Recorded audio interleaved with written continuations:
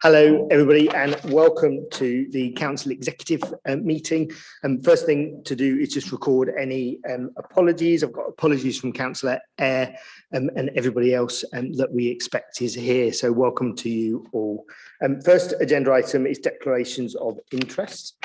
So I shall give it a couple of seconds in case any colleagues want to declare any. So there are no additional declarations to declare. Thank you very much. Which then takes us on to item 2, which is the minutes of the previous meeting that's set out on pages 1 to 6. Again, I'll give a couple of seconds in case colleagues wish to raise anything. Councillor Smalley. Thank you, Chair. Just on page 1 of the minutes of the 14th of February, just to record that in attendance was Councillor Douglas as well as Councillor Kilbane. Thank you very much, Councillor Douglas, and then I'll probably ask Bryn for clarification as well. Yeah, I was in the audience, I wasn't in the meeting. Thank you very much. Bryn, can you shed any light? Yeah, by all means, Chair. It is often the case that members who are sitting in the audience will be recorded as being present, generally for the purposes of the 6-month rule. So if you have a member who is, for example, coming close to the end of their 6 months before being removed from office for not attending meetings, if they are at least recorded as being in attendance at a meeting, that then resets the 6-month process. In some ways, it's a matter of semantics and practice. So the minutes should probably be amended to reflect that they were both in attendance.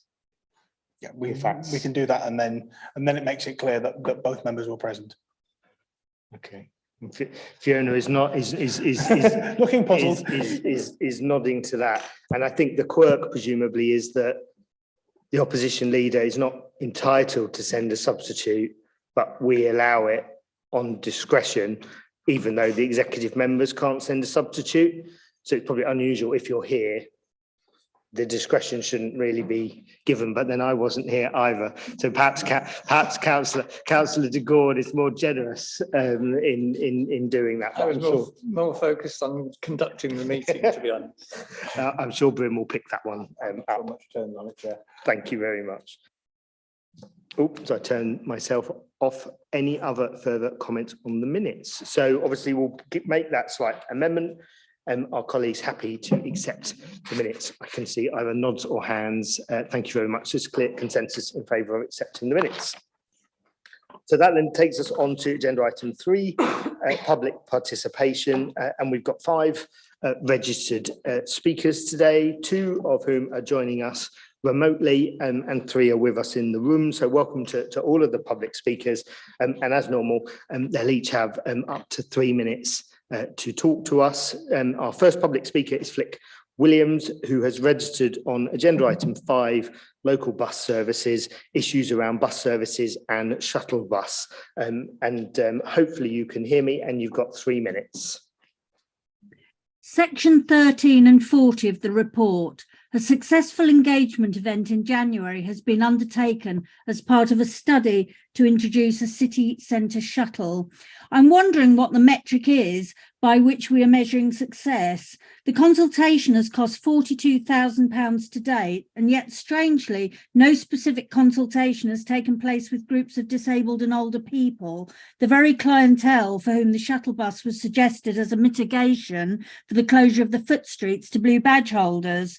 I attended the initial meeting for transport groups on behalf of the bus forum and spent considerable time mapping all the places blue badge holders said they could no longer access onto the 6 possible routes suggested.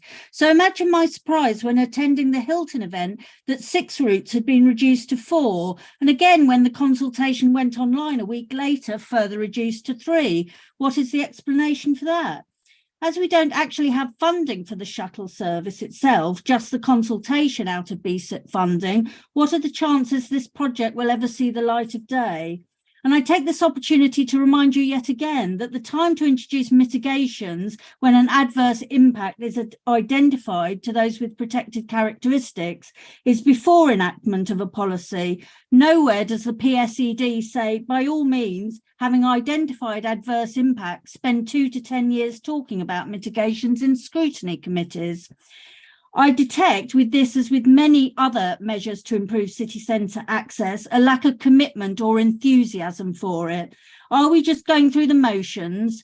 I don't see sponsorship by hotels in order to move luggage around as quite cutting it somehow.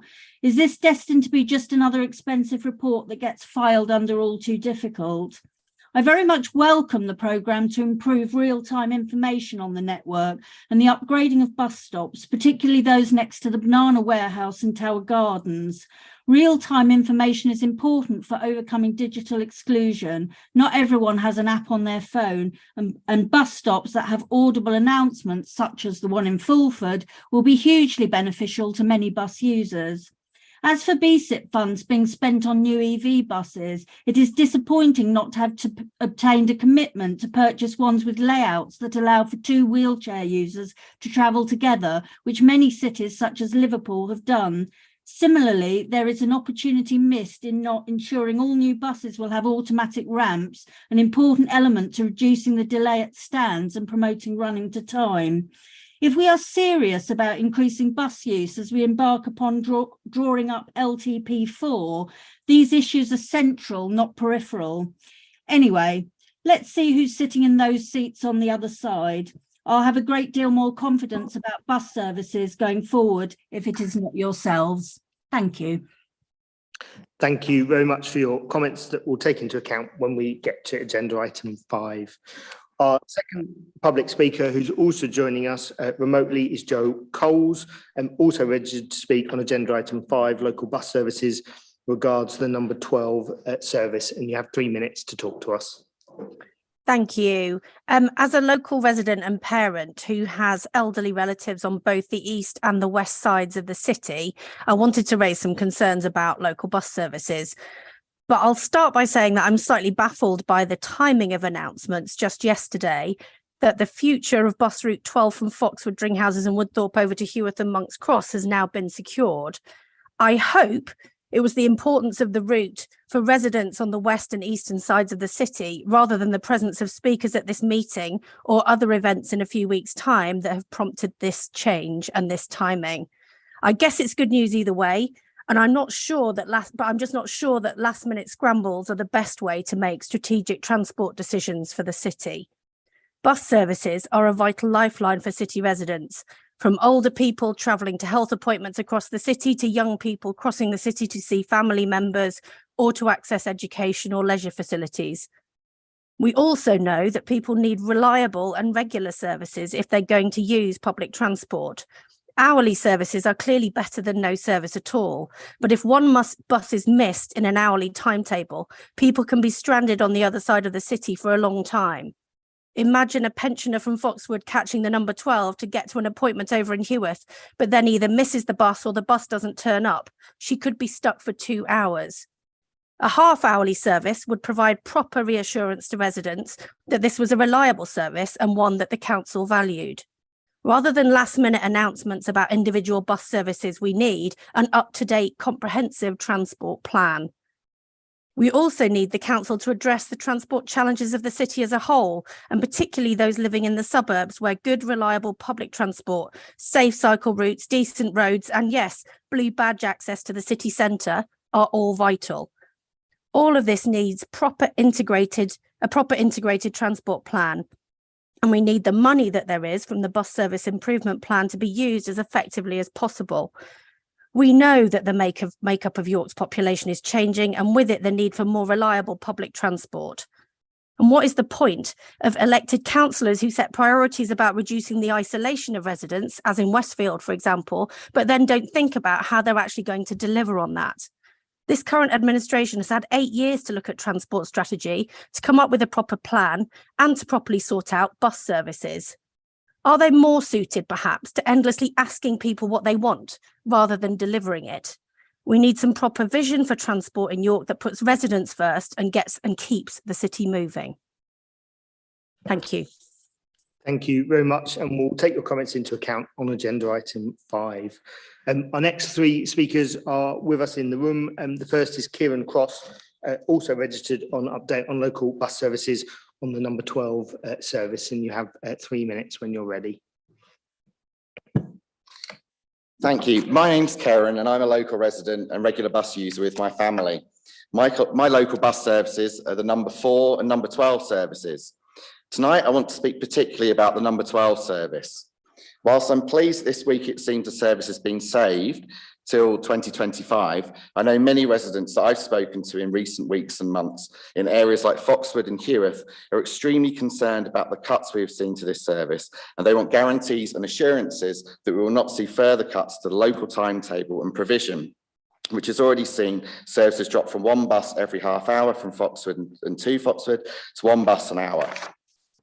This uncertainty is not good enough for local residents, many of whom not only use the service to get into the city centre, but also to reach the other side of the city to places like Monk's Cross for work. I've spoken to residents who rely on this service to do their weekly shop at Tesco's, who use it to get to important medical and other appointments. And also this route is important for a number of separated families who use this service to get across to family on the other side of the city. We need a viable service that residents can rely on. From what I've seen in recent years, this administration has dithered on delivering an integrated transport plan, which will help guarantee such important services and make the city and outlying areas more accessible for local families. Also, it would help reduce private vehicle use and cut delays for bus users in particular.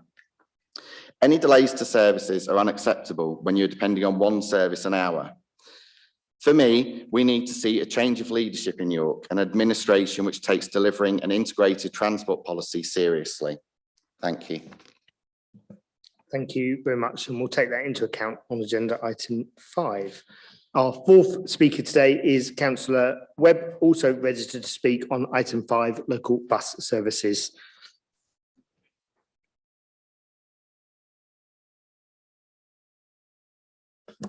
More about buses, folks. Thank you, Chair. Firstly, I want to welcome the news that the number 12 has been given a stay of execution on behalf of the residents in Heworth Ward. So Heworth Ward Councillor, I'm speaking on behalf of Dodsworth Avenue area, the Bell Farm area, the Monkston Road area, to name but a few. And it's great news. It's good news all round.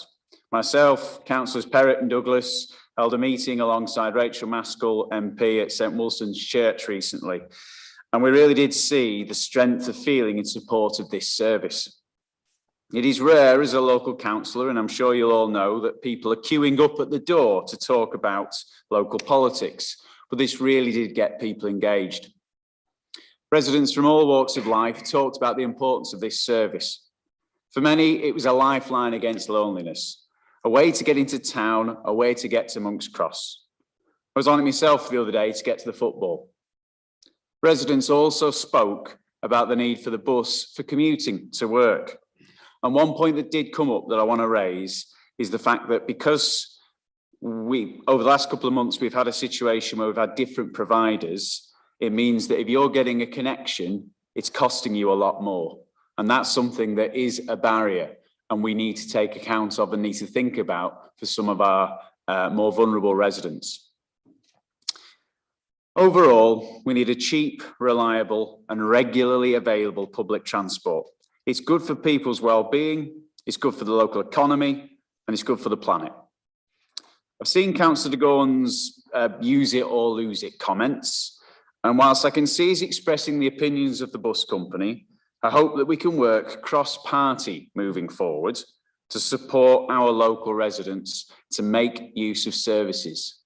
It's very rare that a bus route will go through only 1 ward. People want to be eco-friendly. They want to get out of the car. They want to shop local and they want to stay connected. It's our job to make sure that we make the case to the bus companies and the government for the need for good quality, affordable public transport. Sticking plaster solutions are not good enough and we need to do better. Thank you. Thank you very much, and we'll take those comments into account on agenda item 5. Our final speaker for today is Councillor Myers, who has registered to speak on agenda item 10, the Clifton Green Primary Reorganisation and Security Report. And again, you've got 3 minutes. Thank you, Chair. I'll take the opportunity to thank you for your service over many years as a ward councillor, but also as leader of the council. I think it's last time I might be in a meeting speaking directly with you and the executive. So as leader of opposition for 2 years, I know how much work I put into the role, and shadowing you, thank you for your time that you must have put in through that period. I want to thank council officers and school leaders this evening for identifying the need to reorganise Clifton Green School, improving provision for SEN children and safeguarding around the perimeter. I declare an interest as a parent of a pupil at the school. And I want to thank the Rapid Improvement Group for the work in developing this proposal for executive.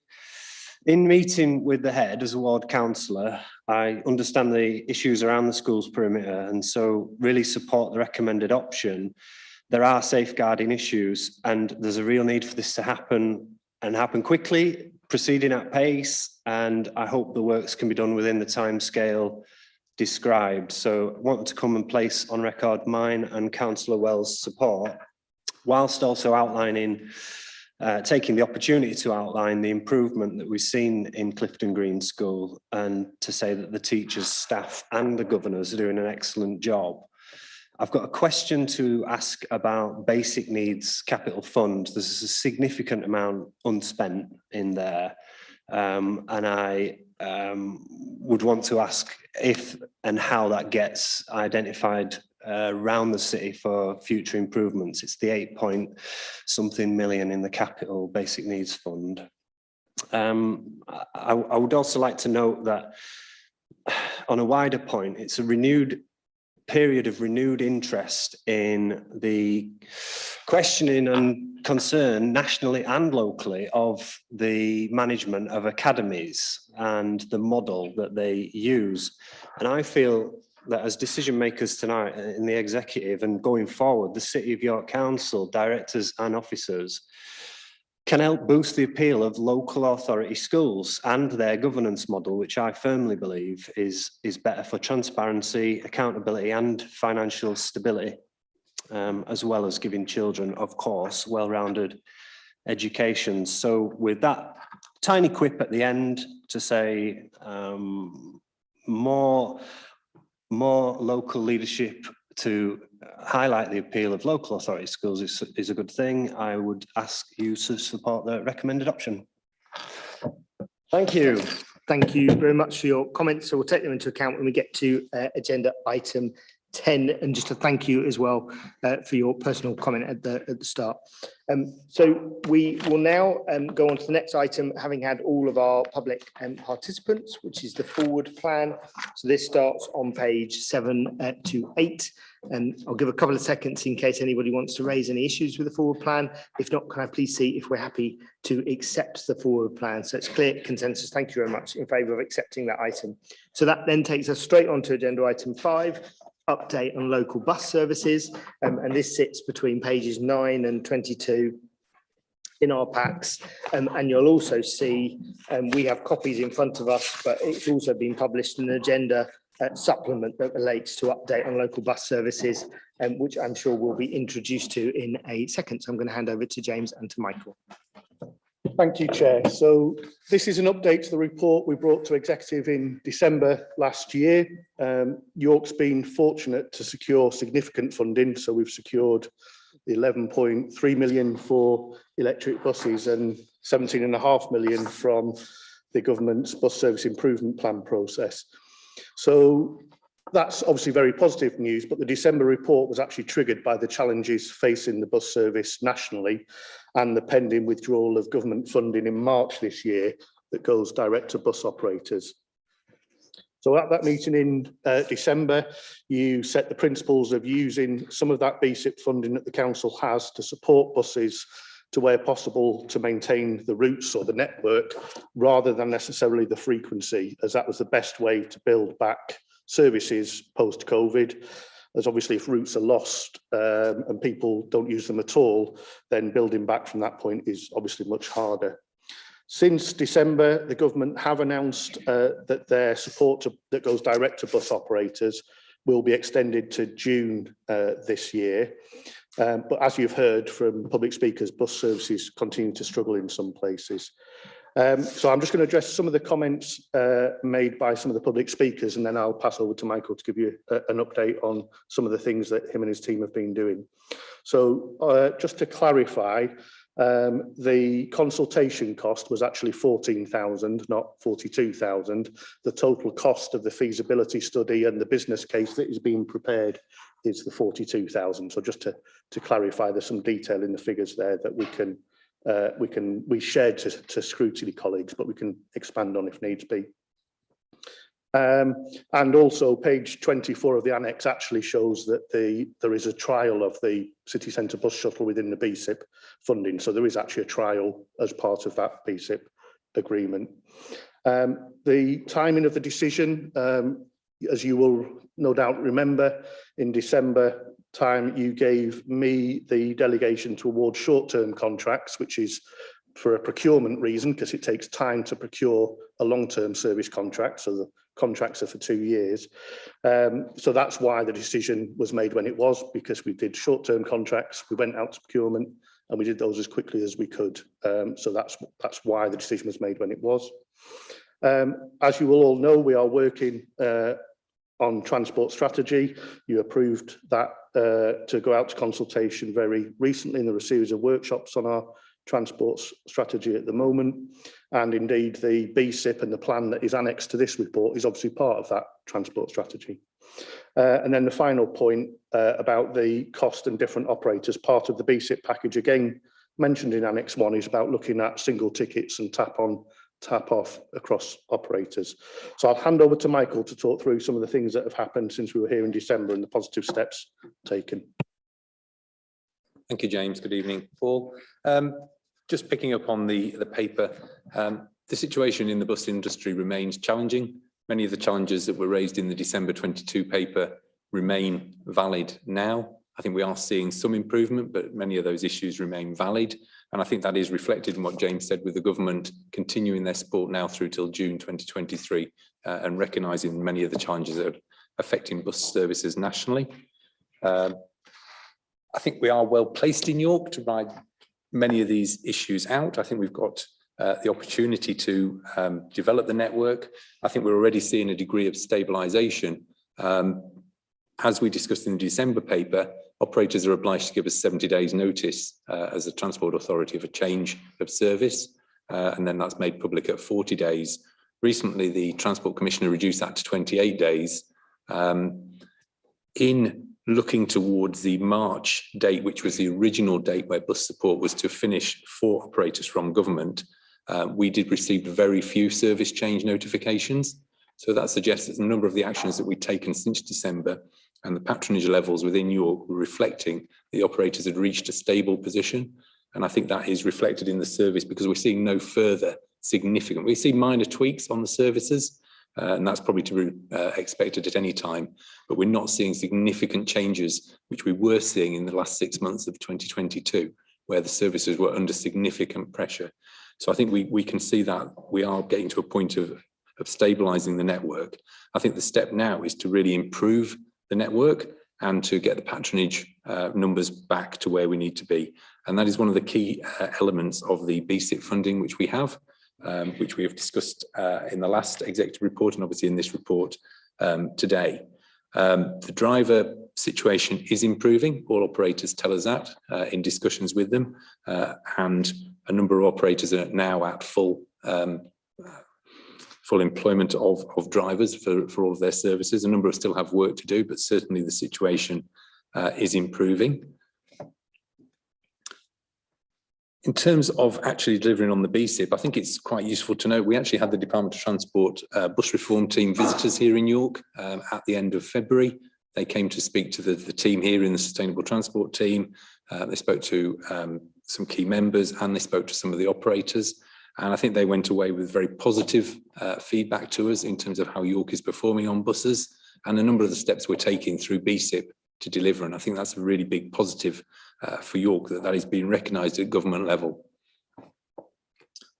In terms of delivering the BSIP, in Annex A, we provided an overview of the programme. The programme is also shown in the enhanced partnership scheme and plan, which is the public-facing document of the enhanced bus partnership. The annex there is an abbreviated version of the plan. We have a detailed delivery programme which we pulled together in the last few months, and that programme looks not only at the possibility, looks at the feasibility of the delivery against resource and dealing with all the stakeholder consultations, etc., and construction that we may need to do of those, but it also recognises the way in which the DfT are releasing the BSIP funding, which is in a staged release on an annual basis. And again, in talking to the bus reform team of the Department of Transport, we feel assured that the funding for 23-24 is ready to be released, and we should see that with us in the next few months.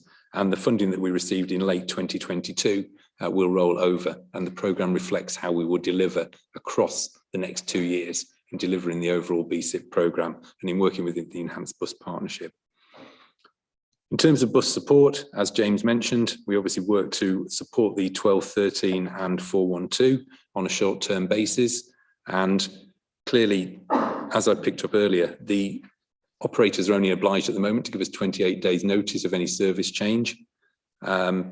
We have been working hard to get that the longer-term tender process delivered. And I think we've now seen that award has been made. And I think, speaking to the winning operator, he is looking really positively towards delivering on that. He will be having branded vehicles on the route, specifically for the 12, and he's very keen to hit the ground running in terms of delivering to the public in terms of passengers and the service there. So I think we should look really positively towards the 12, and the 12 and the 13 and 412 remain with the existing operator, and we'll continue to work with them in terms of delivery.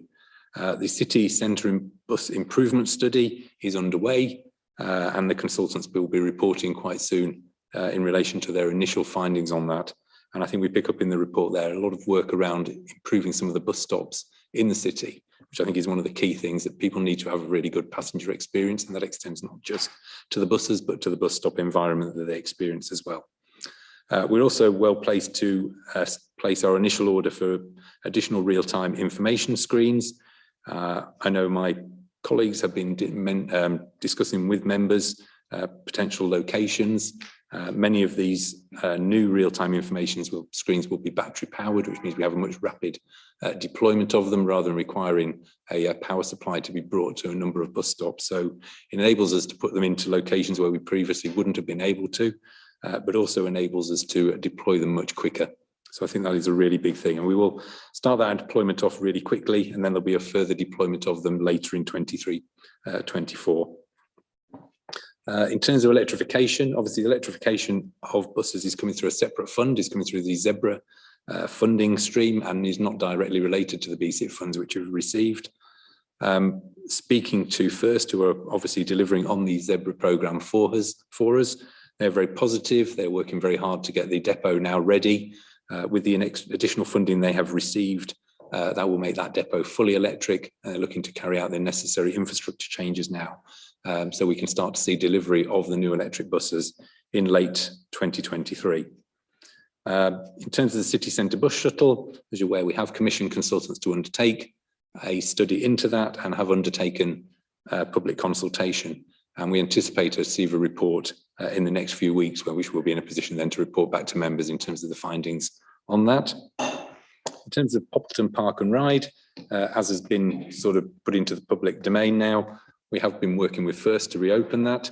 And through the BSIP funding, which we've secured, we're now ready to reopen on the 1st of April. We have put into the exec report details of the marketing plan that we've got in place for that.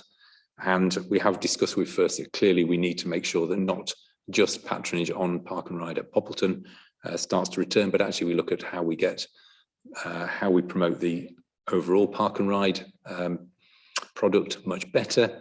I'm very keen that we work to ensure that Poppleton becomes sustainable in its own right. Clearly restarting it now is difficult. It's starting from a zero patronage. And clearly we're working really hard with First and on the marketing to get that up and running as quickly as possible. And clearly I've then discussed with them how we're going to take that marketing plan forward to ensure that the site becomes sustainable in the longer term. I think that really summarises where I'm at. Thank you. I think just to finish off is on the recommendation B, I'd suggest we just add the words "and that has been done," because those long-term contracts for 2 years for those 3 services have been awarded. There is some element of us to keep it under review, but those long-term contracts have been awarded. So I would suggest, since the papers have been published, I've made that decision, and that change can be recorded as a change to the recommendation. Thank you very much. Councillor de Gaulle. Yes, thank you, Chair. As has been highlighted in the report, the bus industry does face continuing significant challenges as it does here in York, and the patronage on buses has struggled to recover from COVID. Qualified drivers hard to come by, but improving, and operating costs have risen sharply. So all that has a bearing on the costs. But as you've heard, as a council, we've made considerable efforts to work with partners, do what we can to support the bus network, given the importance that they place for travel by our communities and providing a sustainable alternative to private car. As highlighted in paragraph 10, the actions that we've been referring to have been taken to protect routes in the short term, and also, as you have now noted, the 412, the 12 and the Saturday service on the 13 saved as a result of that work. But acknowledging the points that this is very much the start of the process, we need to build up that patronage to ensure that they are sustainable on a commercial basis in the longer term. Significant investments also being made in vehicles themselves and the local network. So, as you've heard, over £10 million from the Zebra scheme to electrify York's bus fleet, and over £17 million through the BSIP, which will include not just, as been referred to, the real-time upgrades for bus stops, but also the work that been the trial of a shuttle bus and other improvements to fares. So fares offers to tap on and tap off, reduced and simplified bus fares are all part of the plan going forward. Also, as you've seen, as been referred to in the annex, major capital schemes will see improvements to local infrastructure, supporting the growth of the bus network, and alongside those changes that have been itemised, there's work that's already underway for the station frontage, the improvements to routes via Castle Gateway and the York Central programme. Inevitably, that will lead to some short-term disruption across the network, but we are committed to working through that with the operators to try and make sure that the bus services are impacted as little as possible. As has been detailed in the report, the Poppleton Park and Ride is set to reopen at the beginning of April, and the marketing activities, which have already started, as you'll have seen yesterday, a very important way of building that back. And we've got significant funding within the BSIP to help us over that hump into returning to a position where park and ride services as a whole are operated almost uniquely in this country on a fully commercial basis. So I think that will be an important part of communicating to the general public, the 59 service returning to being one of 6 park and ride routes for the city. So despite the challenges that have been mentioned, I do hope there's recognition of the considerable amount of work that's been undertaken to support our bus network. And with that in mind, I'm happy to support recommendations with the changes as has been referred to by the officers. Thank you very much. Also open it for obviously questions and comments. Councillor Smalley. Thank you, Chair, and thank you for the report. Obviously a lot to welcome in the report today. In particular, agree with the public speakers in terms of routes supporting one another, although the routes don't directly go through my patch. I know that people get on the 2 and the 6 to then go into town and then use some of the services that are mentioned specifically. Apologies, this is a bit of a sort of diatribe, but there is a question at the end of it. Just commenting on the hospital bus service that I know many people across York have become concerned about in terms of the news that York Hospital are withdrawing it. I know we have started a petition locally, which in just over 24 hours, 200 people had signed it, which I think showed quite organically as well, had showed just how well valued the service is. Now, I know from the hospital's position, they fund the service from a position of supporting their staff in terms of their environmental sustainability, supporting staff get to work.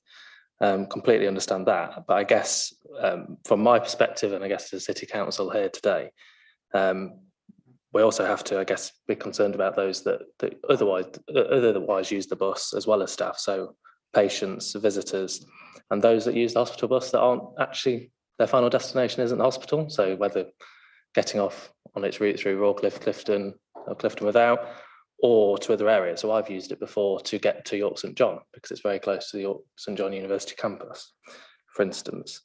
And then additionally, the Wigginton Road congestion issues affects the whole city. I think there's not a single press comments page where Wigginton Road isn't mentioned in terms of the congestion blighting journeys down there, and how that, in particular the multi-storey issues, where the bus is actually quite a solution and could be a solution if patronage increased. So in short, just a question, and I understand you've had conversations with the hospital, that the council and yourselves continue to speak with York Hospital to raise the hospital bus as a concern. Yeah, just to reassure members. So we've had some initial discussions and an ongoing conversation with the hospital about the issues on Wigginton Road and how those are best mitigated.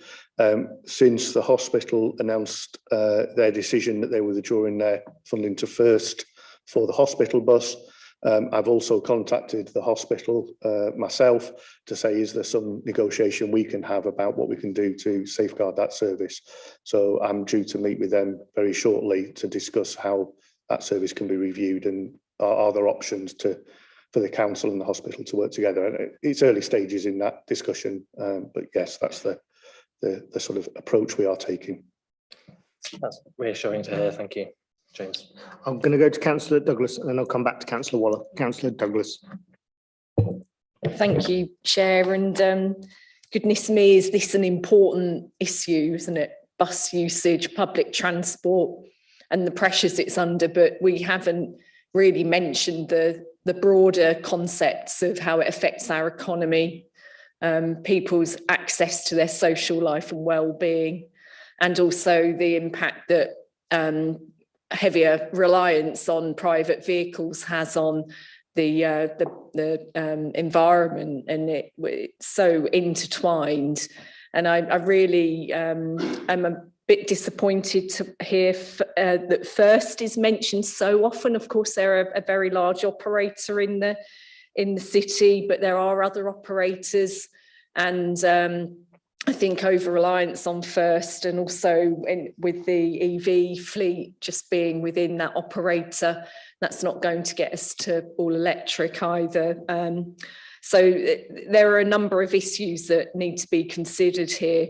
And what Councillor Smalley was talking about as far as the hospital bus goes, that's a prime example, isn't it, of a large employer hopefully trying to minimise the need for private vehicles to come into the city when they could be using our park and ride, and how important that is. So I know there's a lot of talk, etc., about increasing the usership of our buses, but I've not seen a whole lot of citywide strategy on that yet, and really understanding what we need to do in order to get people back on the buses. And perhaps, you know, there's obviously incentives that we can use for that, but perhaps there's some stick as well that needs to be used in order to make sure that people consider parking further outside the city and getting on public transport to get in and around, because we all know that viability of the services is so heavily driven by the reliability of the services. There isn't a bus service provider that I'm sure you've spoken to who doesn't talk about this, is there? It's a huge issue. And Councillor Webb spoke earlier about the bus that goes through our community in Heworth, and that's one of the most disadvantaged areas of our ward, and to not have reliable access to their work, for example, is really difficult. Most of our residents are telling us they can't rely upon the bus to get to work anymore, and that's just not good enough in my view. We need to find a solution to it. So I understand it is a really complex issue, but this strategic, comprehensive transport strategy that we've been pushing for since 2019, it would have really helped us to understand how our city moves far more effectively and what we really need to do to minimise private vehicle usage and up the use of the public transport. And I look forward very much to a point where we've got that in place and we can see what our clear vision of what the city needs to look like is. Thank you very much. Anything you want to pick up? Just a couple of points. So we purposely haven't named the people who have won those 3 long-term contracts. We are actually in a contract standstill period, so that's on purpose. I don't want anyone to assume it's first or not, because we purposely haven't said that. You're absolutely right. First are by far and away our biggest bus operator in the city, but there are others. That EV programme through government funding was available to all operators, and we did talk to all operators about bidding for it, but because the way the government funding works requires the operators to put in some match funding, there was only First that secured the funding. The plan negotiated with DfT is to a certain extent our plan. That Annex 1 is our plan of how we plan to build back. That's the process DfT have taken every council through and have chosen to fund, I think it's 35 of the transport authorities in the country. And obviously the use of restricted measures or sticks are to a certain extent political decisions, and as those come through that strategy, there'll be decisions for members to make. Thank you. Councillor Waller. Thank you very much, Chair. I'd like to thank officers for the work done to save the number 12 service. I appreciate that you had to do it in 2 stages, and residents understood because of the nature of the sudden with handing back that you would have a short-term solution, and there was awareness of this at the public meeting that was arranged shortly before Christmas, so we were delighted that so many people felt so strongly the Saturday before Christmas that they would come. But I think the 1,000 people who signed the petition showed the strength of the feeling that for many people in the Foxwood, Woodthorpe area, it was a service that they relied upon for their independence and for visitors. So I think it's important to look at how, with the real-time information, that can help build confidence in the service. There's similarities with the number 24, which is an hourly service that caters for Kingsway West area. And therefore, as local councillors, I'm sure we will do our best to encourage awareness of the service, of the timetable, so that people will vote with their feet or wheelchair to access a service which, when it's under threat, people really do take attention, and we've got to maintain that awareness of the bus network across the city to provide those alternatives to private vehicles. But I'd appreciate the way in which you get landed with problems, and the first that you know is that you've received a letter from an operator to say we're handing this back, and you've then got to make all of these negotiations work. So I'd like to thank you for that. I just sort of, to a certain extent, agree with exactly what Councillor Waller has said in terms of, I think there is a real opportunity, and we discussed this with DFT colleagues when they were up in February, that the real-time information can act like a live advert for the bus. It becomes a point of actually, if if you're walking into town or you see the real-time information, well, do you know what? I'll catch the bus. So making sure that, the real-time information acts as that sort of advert for the bus, I think is really important. Councillor Widdowson. Thank you. In all the paperwork in the supplementary decision area, there's talk about how the timetable for the number 12 is particularly affecting schools in my area of the city. Could you just let me know what we need to do, any work that needs to be done in that area to sort that issue out? Yeah, I think whenever frequency is reduced, there is a knock-on impact. And whilst we can, and the operators can look at the information on how many people catch the bus, the challenge often around that is you don't know whether a change is going to have a significant impact or not. Obviously, school children are a more predictable element of that. So we have talked with the new provider about adjusting the timetable to more accurately match the previous timetable that the school kids caught. The risk with that is that could then have a knock-on impact on another bit of the network. So we are in discussions with them, and we may look at that as some sort of trial timetable for a short period of time, but we're in discussions at the moment. We haven't concluded those. Thanks for that. That's a real move forward.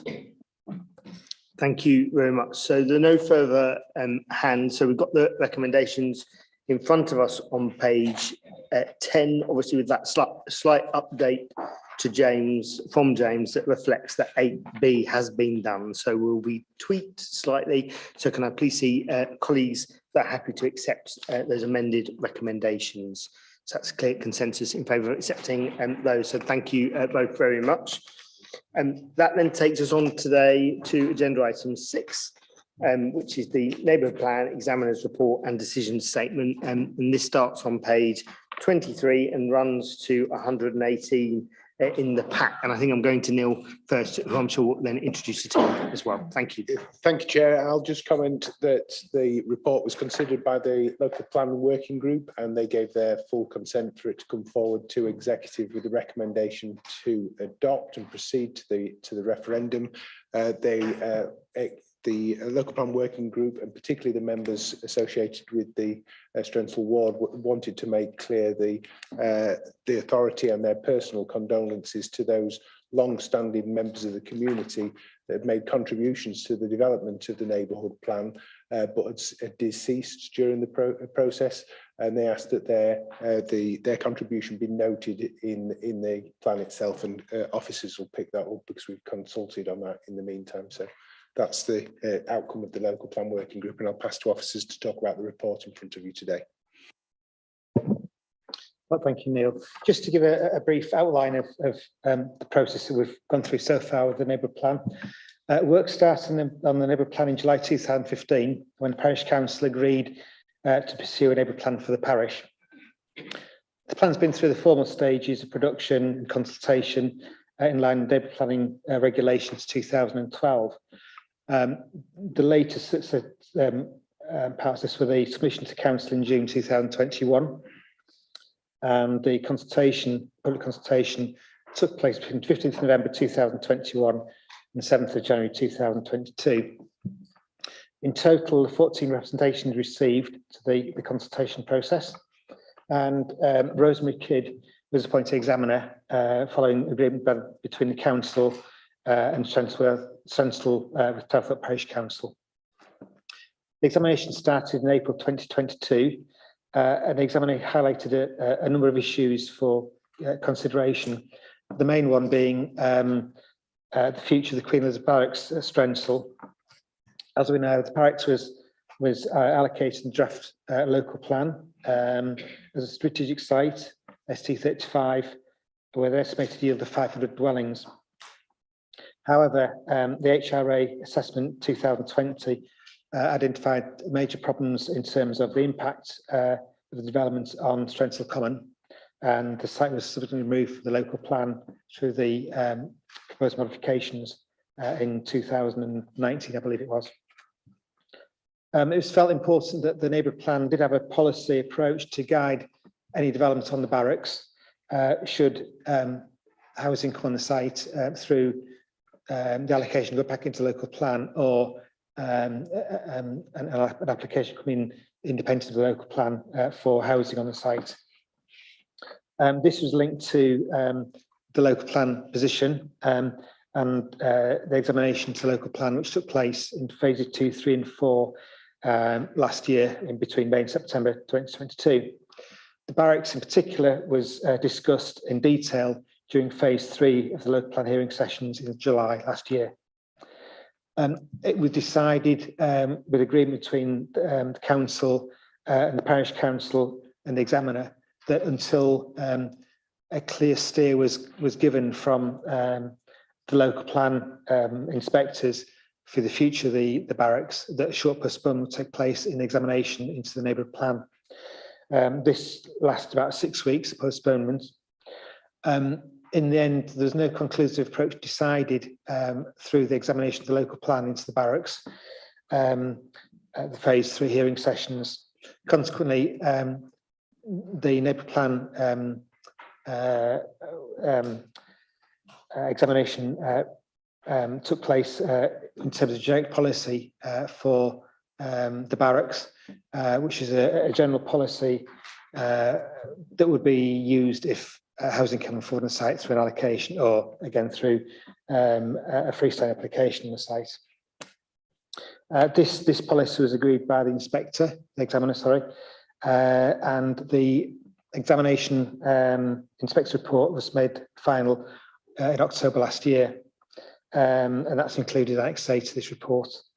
The examiner concluded that I'm pleased to recommend to the City of York Council that Strensall Towthorpe neighbourhood plan should, subject to modifications I put forward, proceed to referendum.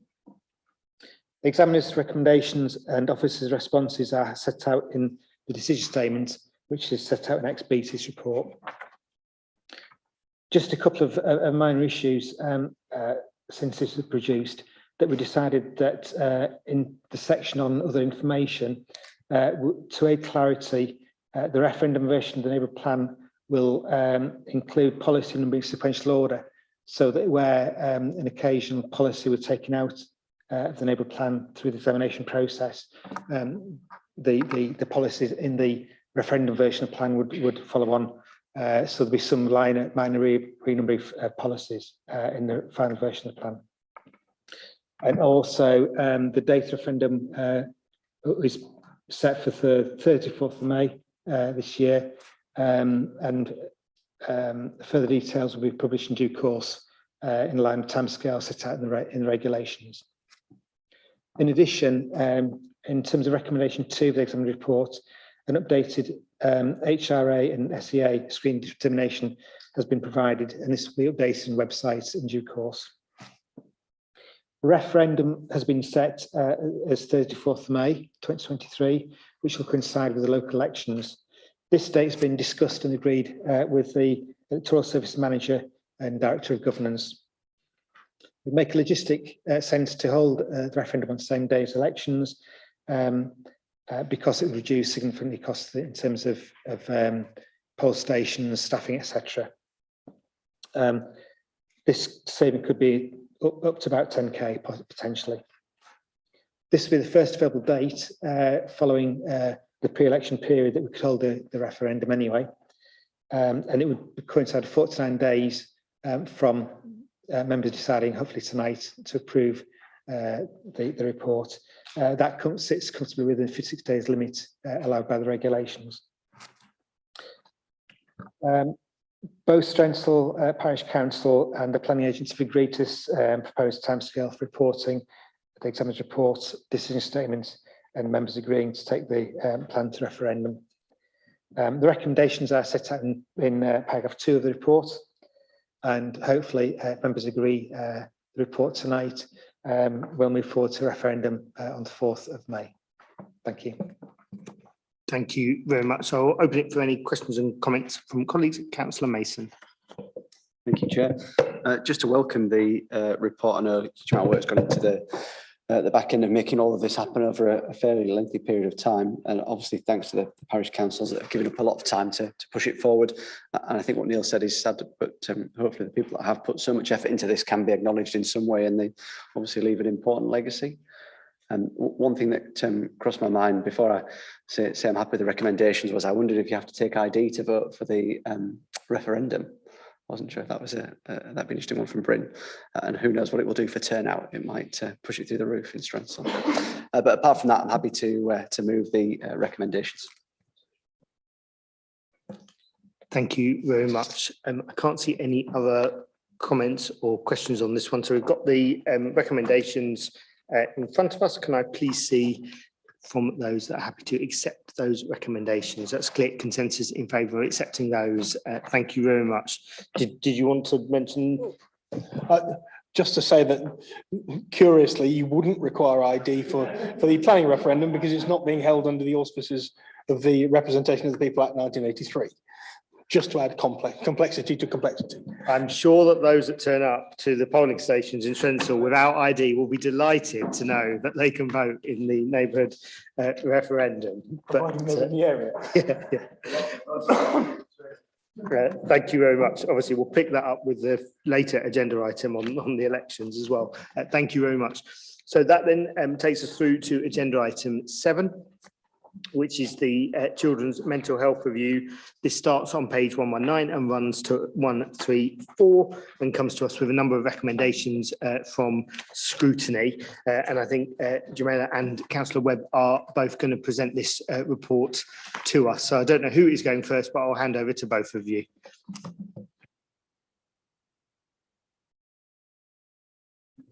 Thank you, Chair. I'm going to start this one off since I think I've been holding on to this one for the longest period of time, so I probably should.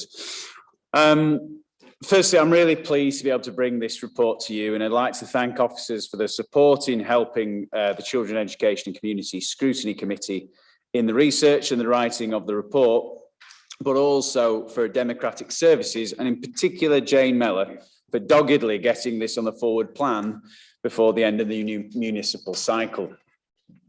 I feel this report's history really does speak to this particular council cycle.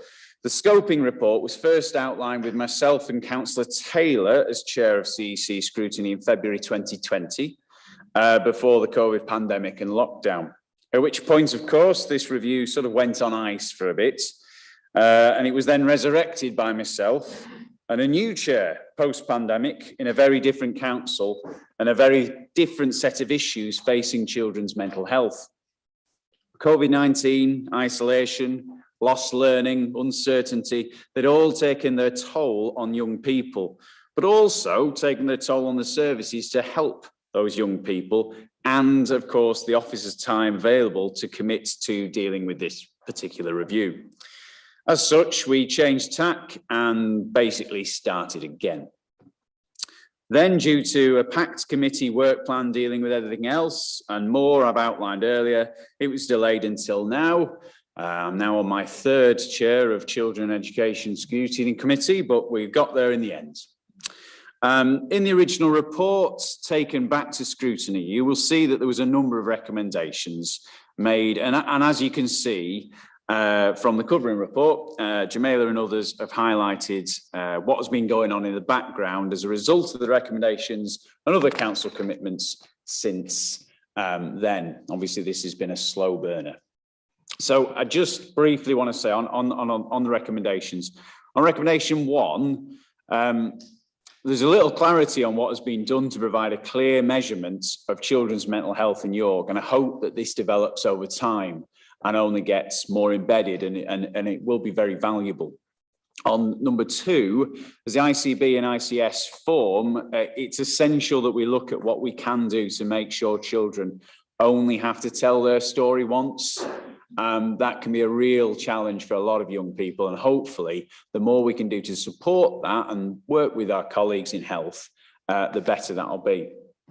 Number 3, early intervention is key. It saves money, it helps people long before a lot of damage is done, and it just does make the difference more than anything else. So the more we can do early intervention wise, the better. Number 4, commissioning of services has moved on, but there is always room for improvement. And pushing more onto schools and to charities is tough on those services that, well, on today of all days, while schools are striking for more funding, we need to make very, very clear that it's not all rosy just by working with school wellbeing services. But school wellbeing services are doing a fantastic job, and that they should be really applauded for the work that's been going on in the last couple of years post-pandemic. On number 5, we do need a longer term plan for the future. We talked earlier on at length about a sticking plaster for bus services for a couple of years. I know this is not necessarily the fault of anybody around this table, but we need longer term strategies on how we deal with children's mental health in this city. Because if we can get it right for our young people, that's something that makes a difference for the rest of their lives. So that's a huge impact on our communities. And finally, on number 6, it's not just the children that we have to think about, but of course that would be my focus. But we also must think about the whole family. A young person with mental health concerns, with mental ill health, that will be affecting their family. That will be affecting their siblings. It will be affecting their parents, their grandparents. It's something that we must consider as we go through these recommendations and through our dealings with children and mental health. So overall, I hope that you'll take note of the recommendations and be the champions for children's mental health that we need. And if you don't manage it, I know the next administration surely will. Thank you. Thank you very much. Jemima, anything? Yeah, I just wanted to add just a couple of things that I think from May last year, we've done a considerable amount of work around the commissioning of children and young people services and understanding what are the needs of children and young people, because we talk about mental health and that whole wide aspect of mental health, but sometimes where we're really focusing on is the psychological and emotional well-being of children and young people, and not specifically around mental health act assessments and that I Thrive model. So we've worked over the last 8-9 months with our chief colleagues around embedding I Thrive through our commissioning services. So all our commission service going forward will focus on I Thrive, and that is getting help, getting more help, and preventing sort of further deterioration of mental health. We have with public health colleagues and on a survey across all children in schools, and that survey highlighted the need of not so much people needing CAM services, but children and young people wanting more counselling, more support in various ways through digitalisation as well as face-to-face. And what we have done as a council is use that evidence and seen where the gaps are, and commissioned a 12 to 16 and a 16 to 25-year-old service. We didn't have a service for children under the age of 16, but what we found from the survey is there's a huge gap, and a number of children between the age of 12 and 14 wanting some support that wasn't in CAMS, but a different type. So hence, as a council, we have commissioned that. We've also coming back to Councillor Webb about a longer term plan. We have a children and young people's leadership group that is supported by directors and chief officers from all our partners, from TUV, community, voluntary sector, public health and others.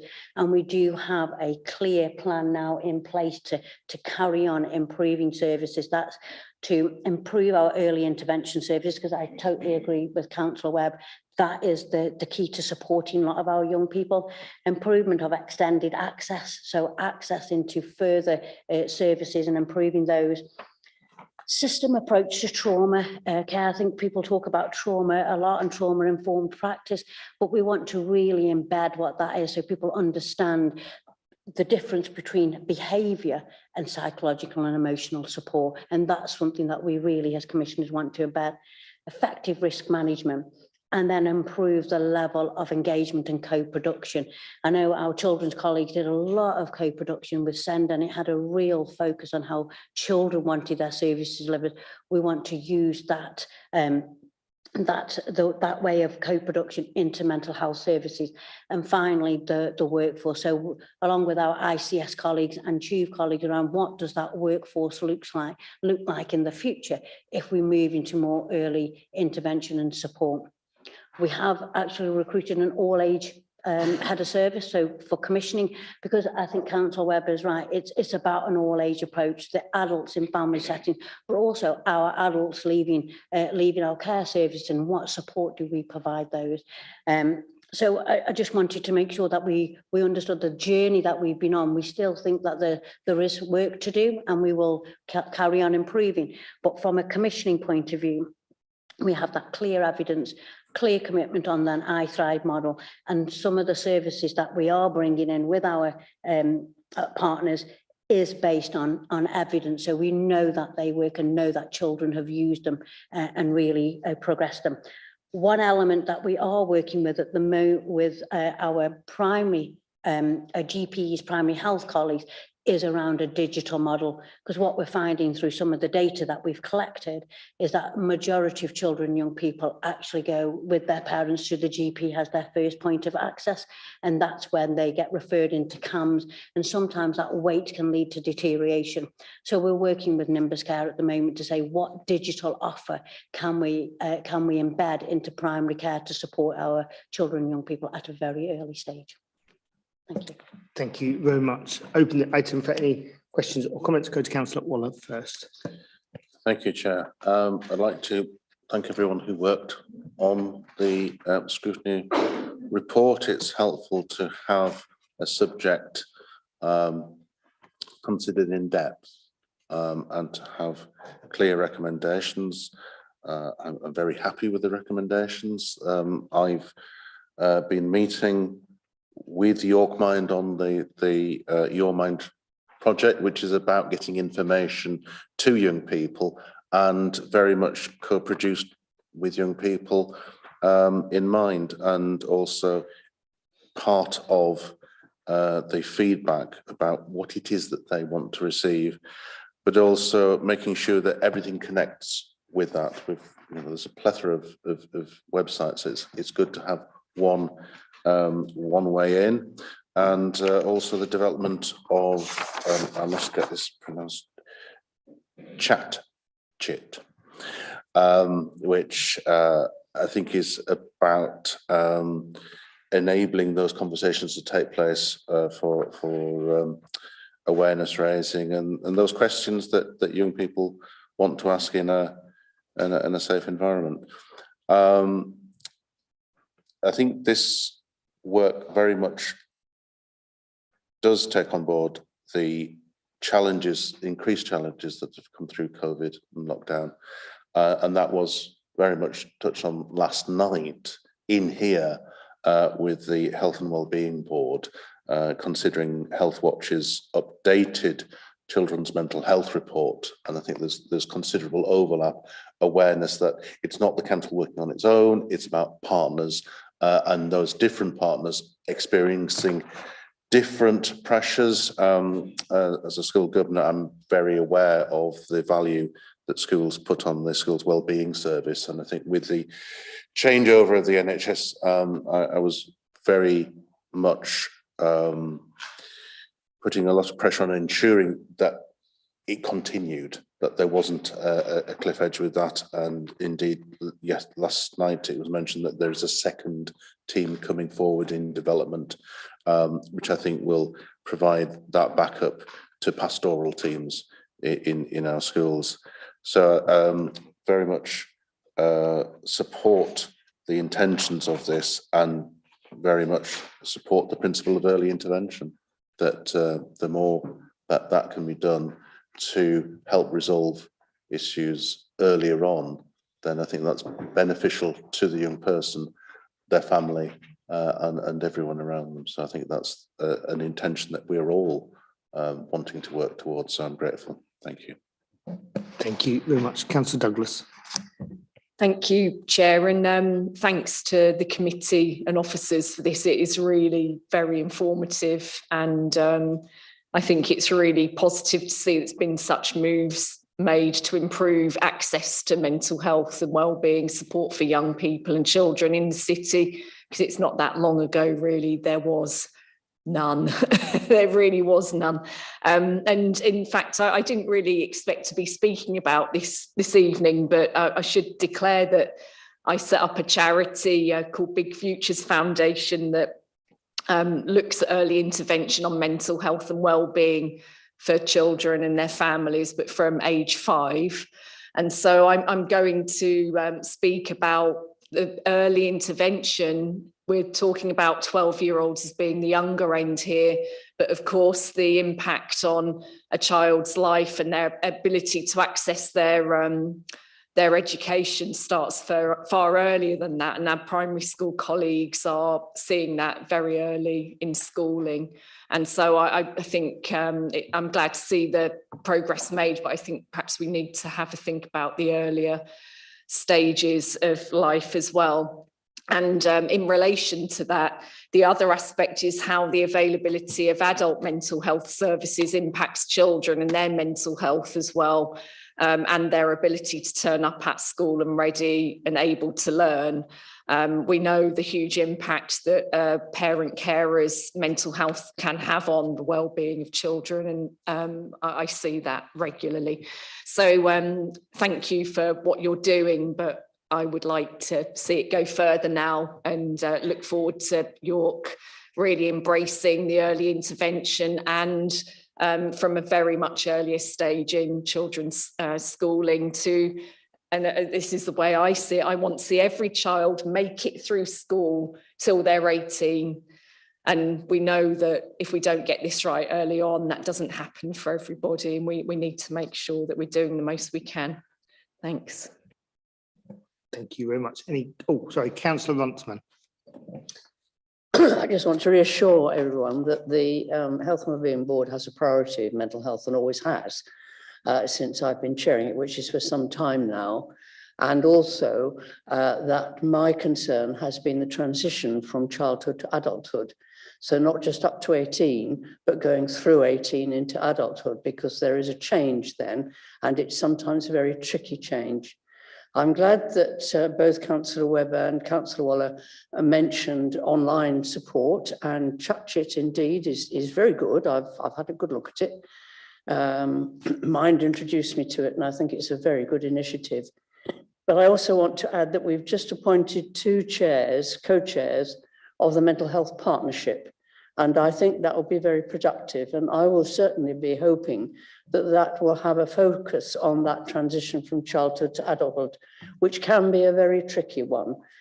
Councillor Douglas is quite right in saying what's happening at home with the parents affects the children and the children's ability to attend school. And we've got to look at where the mental health problems are very early, both with the adults and the children in our community.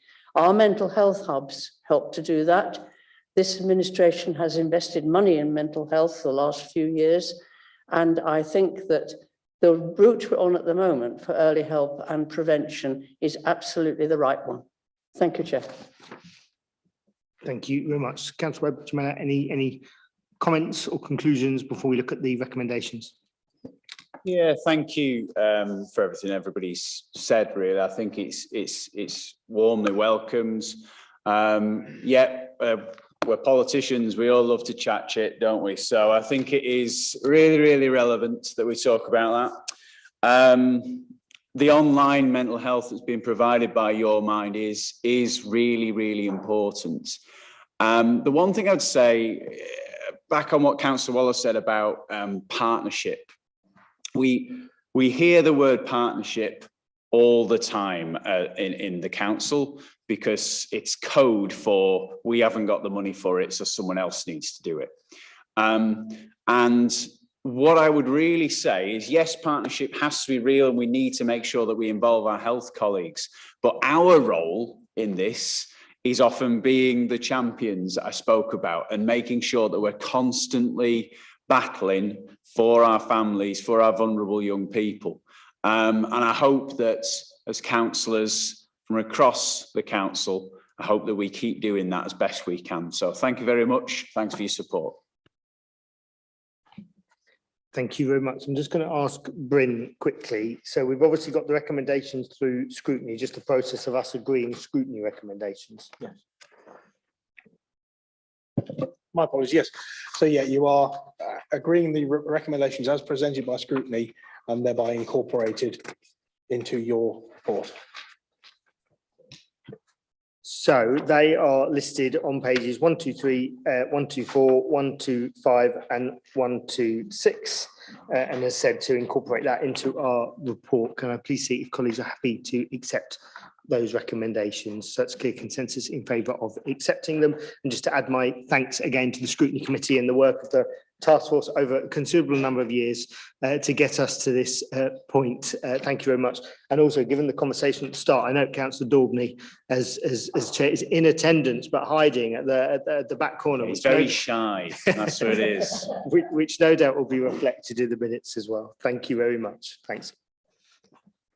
So that then takes us through to our next agenda item, 8, re-procurement of sexual health and contraception services. And I'll ask Sharon to introduce this one to us.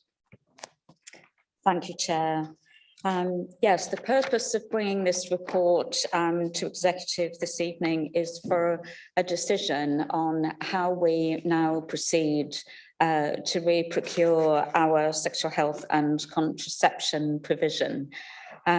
We have 2 contracts in place at the moment for these services, each of which are due to expire in June 2024. So the decision in front of the Executive is how we proceed to recommission those services from the 1st of July onwards. So we have 2 contracts in place at the moment, one with York and Scarborough NHS Hospital Trust for our specialist sexual health provision and some elements of contraception. And then we have a separate contract with GP practices in York for the delivery of long-acting reversible contraception. Under the option 3, which is the option that executive members are encouraged to recommend this evening, will require us giving notice on the partnership agreement we currently have with the Humber and North Yorkshire ICB for the commissioning of long-acting reversible contraception, or LARC, in primary care. 2 reasons for this. One is that the legal advice is that we cannot enter into a Section 75 agreement with York Hospital Trust for an integrated sexual health and contraception service while we have a separate agreement with the ICB. So under these proposals, we would give notice to the ICB and say we're no longer going to jointly commission contraception services in primary care. The ICB are aware of that. We've already consulted with them, so they are content with that recommendation. But instead, what we want to do is commission a fully integrated sexual health and contraception service, which we think will be a better offer. It'll be a one-stop offer where anybody accessing those services will be able to, through a single point of access, have whatever sexual health or contraception service that they need. We're also then, the other recommendation for the Executive to consider is that we establish a joint management board that will be responsible for developing the Section 75 partnership agreement and agreeing the service specification for these services. The proposal is that that joint management board would also include our primary care colleagues and ICB colleagues, so that we're able to jointly commission those services, hiding the wiring behind the scenes, if you like. So from a customer point of view, it will be a one-stop stop service, irrespective of who the responsible commissioner is and who is responsible for funding. So it's really looking at how we can establish joint commissioning arrangements to enable that. So what the report does is set out our statutory obligations as a local authority for commissioning sexual health and contraception services,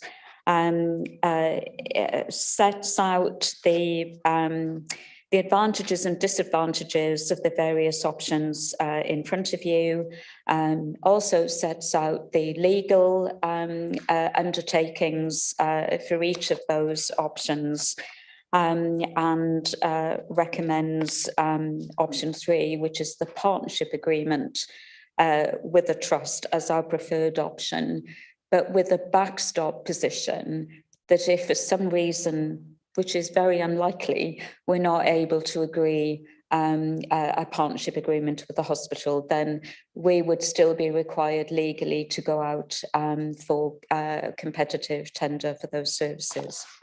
I just want to highlight, Chair, the finance section in the report, starting at paragraph 37 on page 144. These services are funded out of the local authority public health grants, which is a ring-fenced grant that's made to each local authority. We've done a benchmarking exercise which shows that as an authority, we spend a larger proportion of our public health grant on sexual health and contraception services. Our decision that we reached collectively with the public health team, finance, legal and procurement, the task group that's been working on these proposals, is that it is reasonable that we pay or we allocate additional to the national average. And this is really because of the makeup of our population.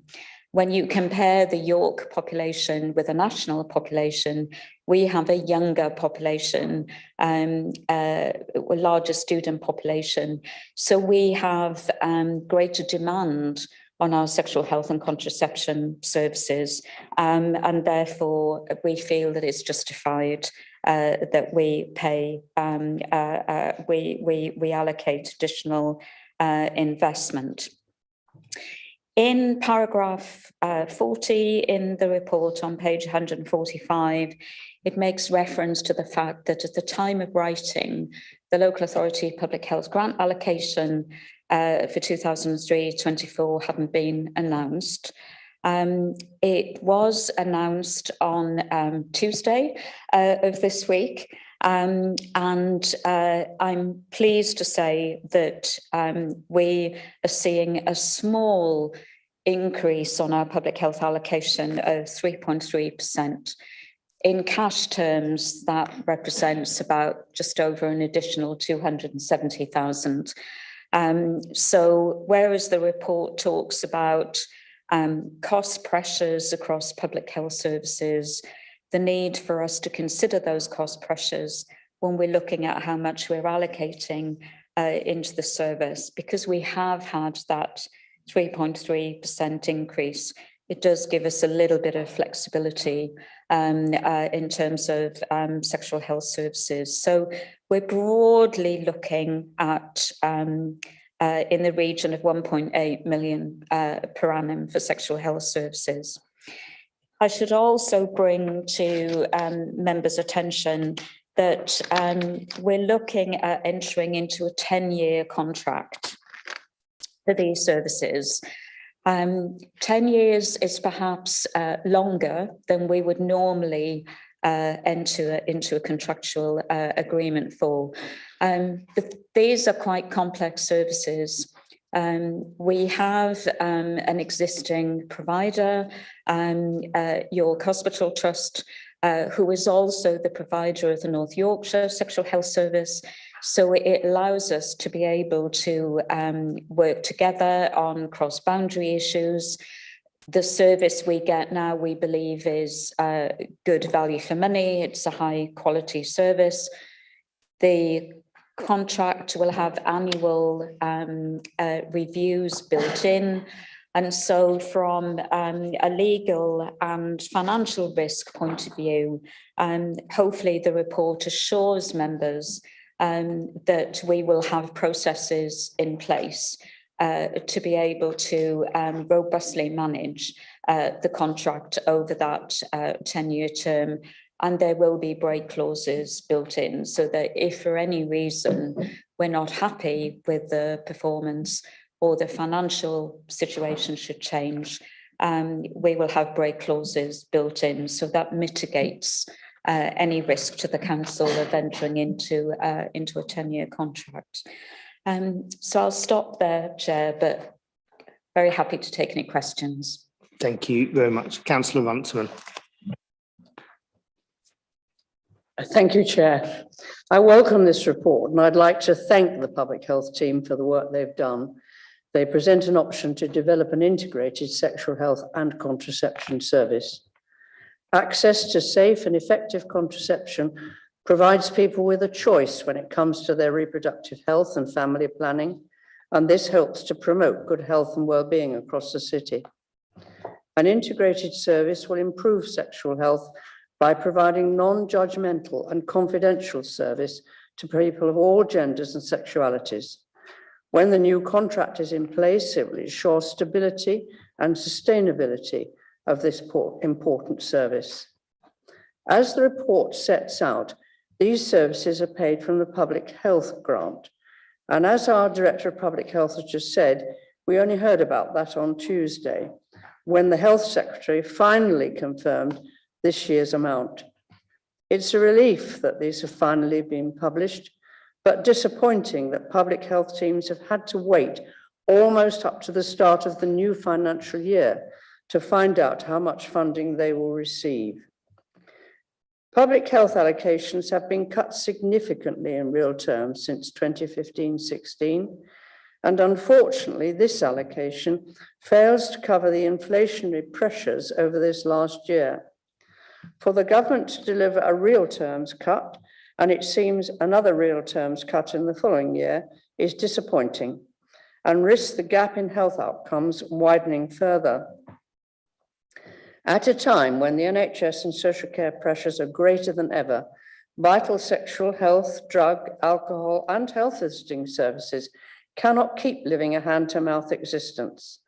They have been allocated insufficient resources to meet demand, and the late announcements about funding do not help good planning.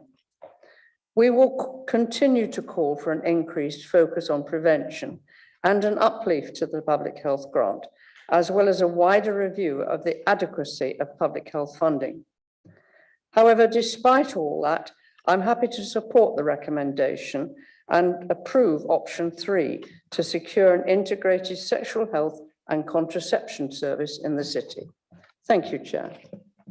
Thank you very much. I'll just give a couple of seconds in case any other colleagues have any points. If not, we have the recommendations in front of us as just endorsed and explained. Can I please see those in favour of accepting those recommendations? That's clear consensus. Thank you very much. That then moves us on to agenda item 9, Homes for Ukraine budget. And I'm handing over to Pauline and Anne-Marie on this item. Thank you, Chair. This paper provides an update on the use of the Homes for Ukraine scheme funding, if you recall, as a result of the awful conflict in the Ukraine. Families were welcomed by hosts across the United Kingdom, and not least in York, to their homes, and these range from individuals to families. And the numbers that have arrived in the city are shown at paragraph 14, and you can see that in total we've welcomed 323 people, and the current, the total host households were 181, and we're currently at 114, and some of our guests have now moved into their own accommodation. So the report now reflects the experience and reality of working closely with the Ukrainian community and the known housing impacts and longer term support arrangements needed. The report outlines all of the work undertaken by the council in both the communities and housing teams, by our partners in the community and voluntary sectors, our host families, and everyone I haven't mentioned, including our Ukrainian friends themselves that have supported each other over the past year. The report also outlines planned activity, especially around language skills, financial support, employment, and of course, housing. And Anne-Marie is here to answer any questions on housing.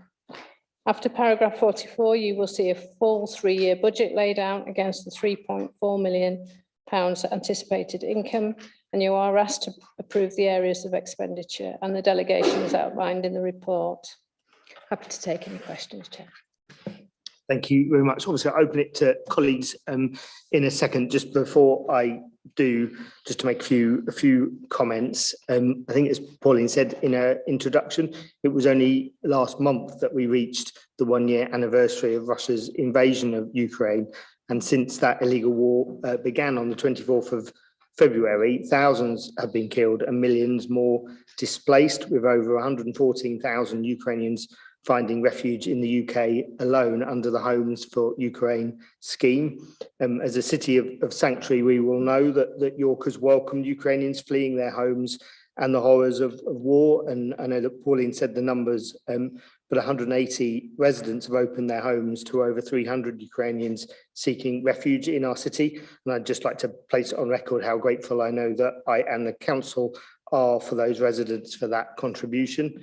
And colleagues will see in the report that the council's been working closely with residents and our guests to ensure that financial support reaches the right areas where it will have most impact.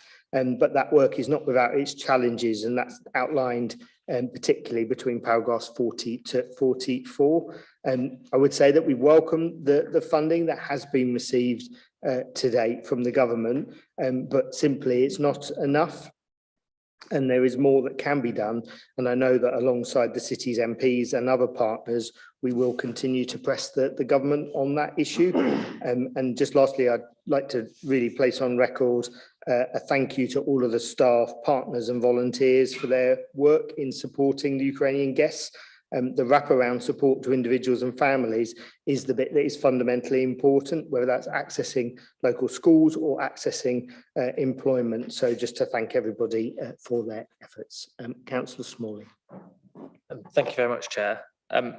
Just to echo a lot of your remarks and yourselves, Pauline, I think my time as a portfolio holder, I think coming out of COVID, I thought if you ever asked, what are you sort of proudest of in terms of staff achievements, I think, you'd always have just assumed, oh, well, COVID, that's nothing much is going to get close to that. But actually, York's response to the war in Ukraine has been remarkable. And so firstly, opening with thanks to yourself, to both of you and all the teams, and I know Laura and everyone in the background, that as well as your day jobs, you're having to do and deliver this massive programme. Which I think, the report today details just how many elements of the council services and city life is touched by those from Ukraine here.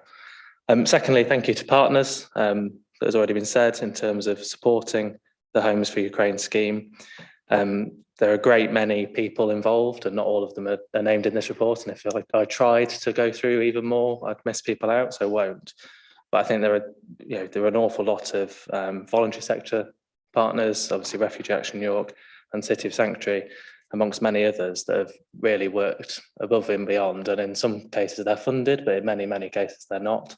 And so thank you to them, as well as people like, the universities and others. Only yesterday I had an email from someone from one of the universities with another idea of how we can best support and engage Ukrainian guests whilst they're here, and obviously education. I think I was at a parish council meeting earlier this week, hearing from a teacher from a local secondary school about the difference that they've found in the positive impacts, but also the challenges. And your talk about funding, Chair, is key to that challenge in many senses. Thank you to hosts. I think it's been really quite interesting hearing hosts' experiences and challenges. I think there will be a lot, many theses will be written about what's happened. But I hope some sort of research is done on the impacts, because I know, speaking to some hosts, it's completely transformed their lives, and the last 12 months they wouldn't think about what they'd be doing otherwise. And speaking to a host who lives in East Yorkshire but accesses a lot of York support that we put in place, because in their village in East Yorkshire there obviously isn't that. And I know they're grateful. So I think, as well as our hosts that are listed in this report, there are probably hosts right across North Yorkshire and the wider region that benefit from the support that we're putting in place.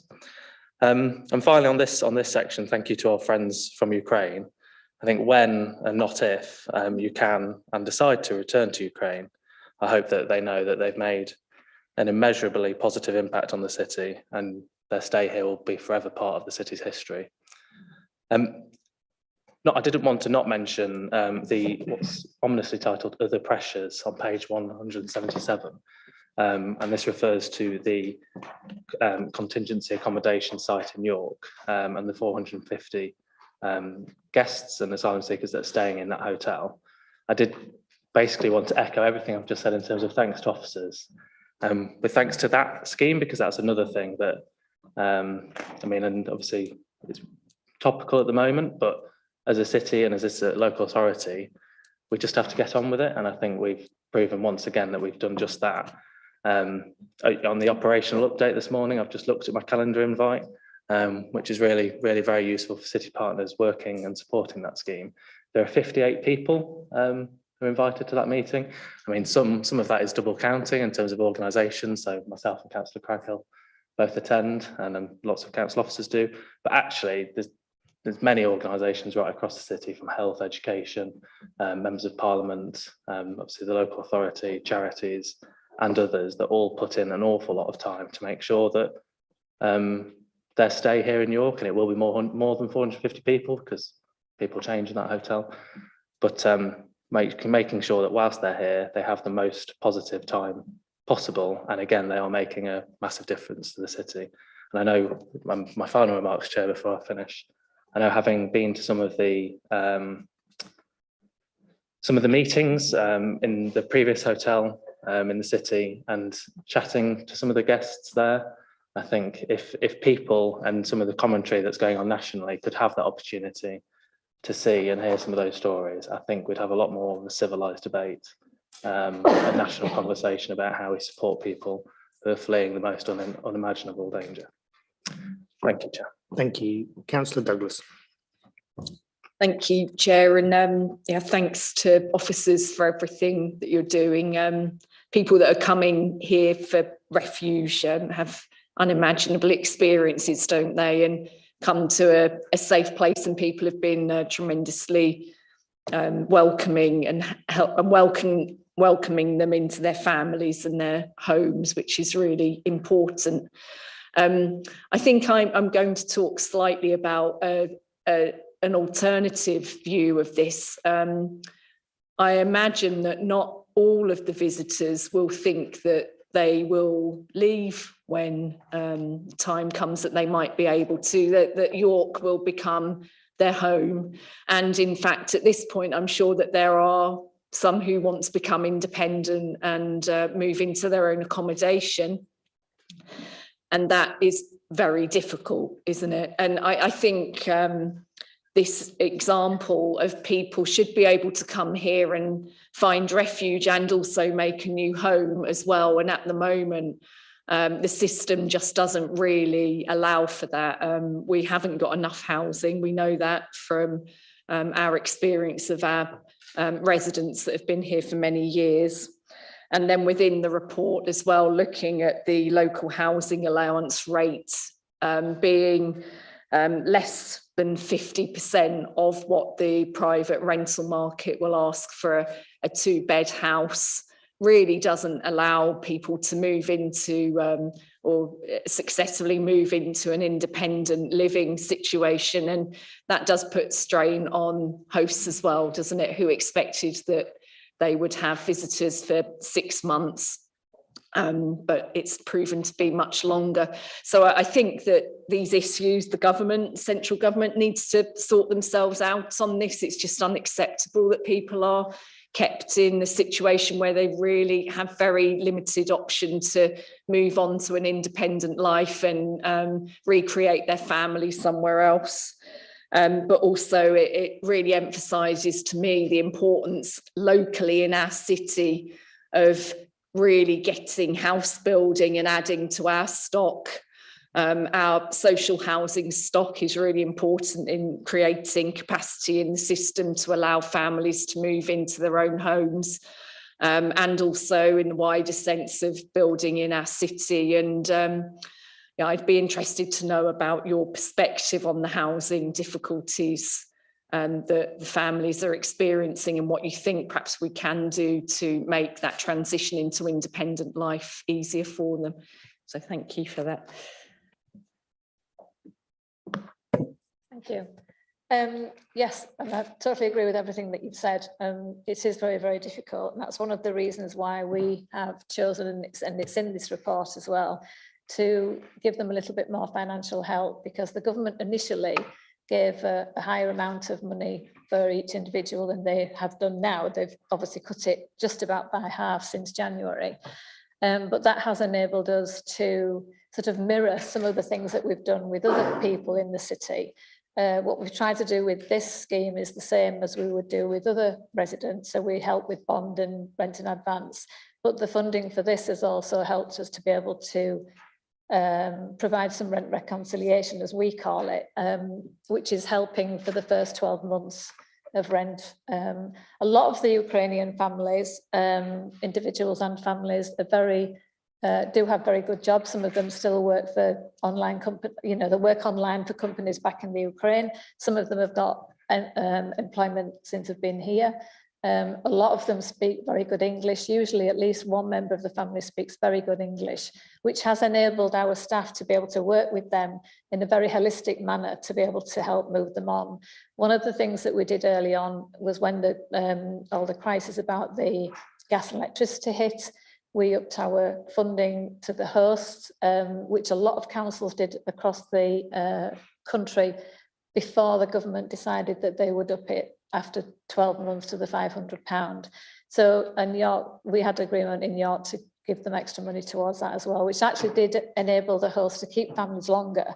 So although a lot of the hosts, yes, they first initially thought that they would keep them for 6 months, but following that, because we upped that grant money to them to help with the costs of running the household, many of them decided that they would keep the guests longer. Some of the guests really like living with hosts because it gives them that sense of security and somebody to go to if outside of our own staff members. And they've introduced them to the friends, they introduced them to the social activities in the area. So although as officers we can do a lot of that, there is also an element of the host doing that as well. And a lot of the Ukrainian guests have gone on to have very successful lives here. We do know some anecdotally that won't want to go home when the conflict allows, however long that might be. But then there are others, as you were saying, that really want to settle here and have got into private rented, which we've helped a number of people into private rented. And they've made a whole life here. And I mean, weirdly, I went to the chiropractor this morning and my chiropractor had his child had a Ukrainian child in their class that they became friendly with, and the family became friendly with them. And now that little boy has moved because obviously the family have moved. But and I didn't ask, but it sounds like he was one of the sort of Homes for Ukraine families. So it's nice to know that actually just when you're wandering around and doing your own sort of things in life, that other people are having those nice experiences with those people as well. So as you were saying, Councillor Smalley, that, you know, people are becoming integrated into the city and they're giving as much back as we're giving them, if you like, in lots of ways. So it's quite nice to see that as well. So it's not just the hard work, and yes, it is hard work, and I'm not trying to say that it's not, but actually it has been you know, quite successful really. But we do try to give them the same types of help and support that we give everybody else. We try to make, because I run the other refugee programs as well, and I'm involved with homeless services as well. And so we try to make sure that what we're doing with one group of people, we do as much as we can with everybody. So that there's no, so we try to keep it on an equal basis. Do you know what I mean? Thank you. Councillor Craighill. Thank you. And thank you for that, Anne-Marie. It's really, really interesting answer. I do want to just also welcome this report. I think as other people have said, but it's worth repeating, is that it does, I think the report itself reflects how well York has come together to support our Ukrainian guests, and the support from hosts and from many other residents in many other ways. It really has been and continues to be an amazing and very positive aspect of our city. And I know that all of us, in keeping with our Ukrainian friends, would like to see the war in Ukraine come to an end with a peaceful and just conclusion. And myself and Councillor Dagorn attended the very moving Minster event for the 1-year anniversary of the war. And that desire for peace with justice really came across closely from the Ukrainian community. But it, you know, we all know that that doesn't appear to be coming very quickly. So until that, you know, until our guests can return, it is quite right that we need to plan for the longer term. And the proposal set out in this paper for the use of the government funding that has been made available for the next few years does seem they do seem very sensible proposals, and good ways of using that funding to get the most sustainable outcomes and the most effective ways of supporting our guests, whilst also taking into account local pressures and local needs. And I suppose I'll come back a little bit on what Councillor Douglas raised, but I think also the proposals in this paper do shine a light a bit for me on the very sad condition of the rest of the government's approach to those people who come seeking our help and asylum at a time of need. An approach that the government very sadly seems hell-bent on making even worse just at the moment. But the fact that our Ukrainian guests, quite rightly, in my view, can access training, access benefits, seek work, undertake work as you've described, access homeless support if they need it, receive additional assistance to settle down and become part of a new place is such a stark contrast to what's available to most asylum seekers. And I think that whilst recognising the challenges you set out in the paper, I think it's also gives us a bit of a glimpse of what a kinder, more humane asylum system could actually look like, whilst also demonstrating that such a system would offer a pathway to a more resilient and self-supporting outcomes for asylum seekers and for existing communities. I do think from the housing perspective, the paper is setting out the right thing to do, to use that government funding that has been provided in this case to offer supported pathways into the private rented sector, as you've described, for our Ukrainian guests who do reach that point of needing to move out of hosted accommodation, and that this will hopefully continue to largely avoid the need, which has been the case so far, for our guests to present as homeless and require temporary accommodation or social housing, and enable them to establish those independent tenancies and establish themselves in our city. The other proposed areas of spend are really good too, innovative things like the Our City Hub. So we'll strengthen the services the council can offer. So really very happy to support the recommendations. Thank you very much. So we've got the recommendations in the paper in front of us. Can I please see colleagues are happy to accept those? That's clear consensus in favour of that. Thank you very much. And that then takes us on to agenda item 10, which is the Clifton Green Primary Reorganisation and Security Report. And I will wait for the shift around of name places, but I'm sure I'm handing over to Martin and Maxine first, who I'm sure will introduce as well. Martin. Thank you, Chair. So this local authority and the education team are absolutely committed to making sure that children can access mainstream education in the city and within their community. And this is part of that commitment, particularly for those children with SEND, special educational needs and disabilities. So I'll pass over to Maxine to take us through the report. Okay, thank you, Chair. Thank you, Martin. As Martin said, the work that we're proposing at Clifton Green is very much a product of the work that we've been doing through our inclusion review to make our schools more accessible to children and young people with a range of additional needs.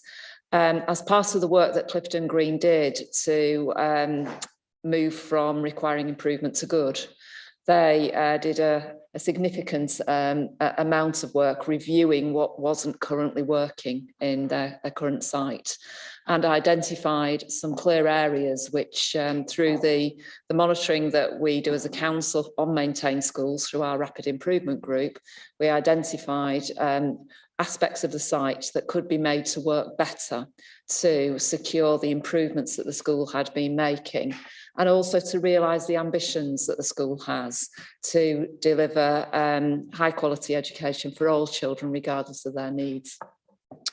The site at Clifton Green currently does not have some intervention spaces to create smaller groupings for children who need to undergo specific targeted interventions.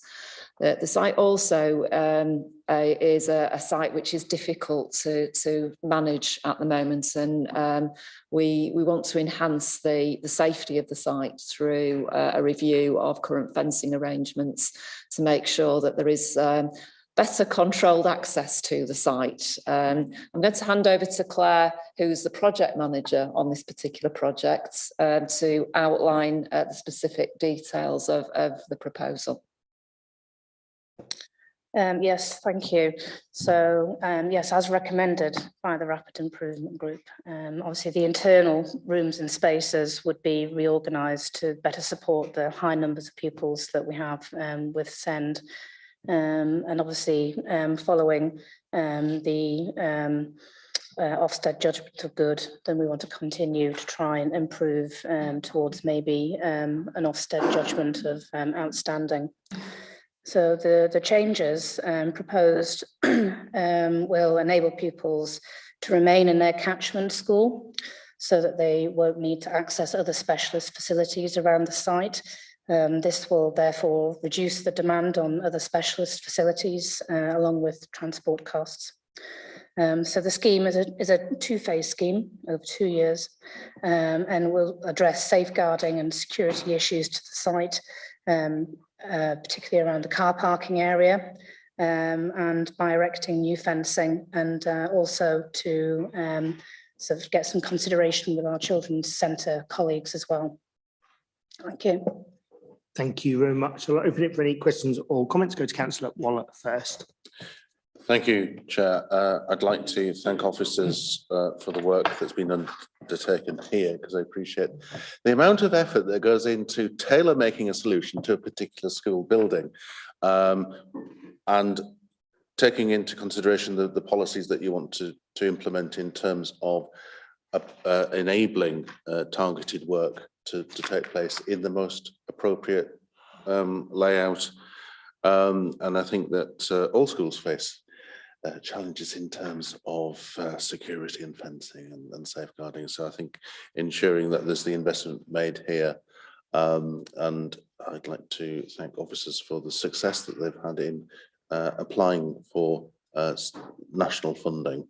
It's a tribute to the confidence that is placed in York in making sure that that money is most appropriately spent. And I think that the key issue here is the support for the young people, and I think this shows confidence in ensuring that every school has a good building. Thank you. Thank you very much. Councillor Douglas. Thank you, Chair. Yeah, this is fantastic news, isn't it, to be able to move forward a project like this, and they take a long time to come through to fruition, don't they? Often many years. So I know, as Councillor Myers said, that the Clifton Green school community are really very happy about this.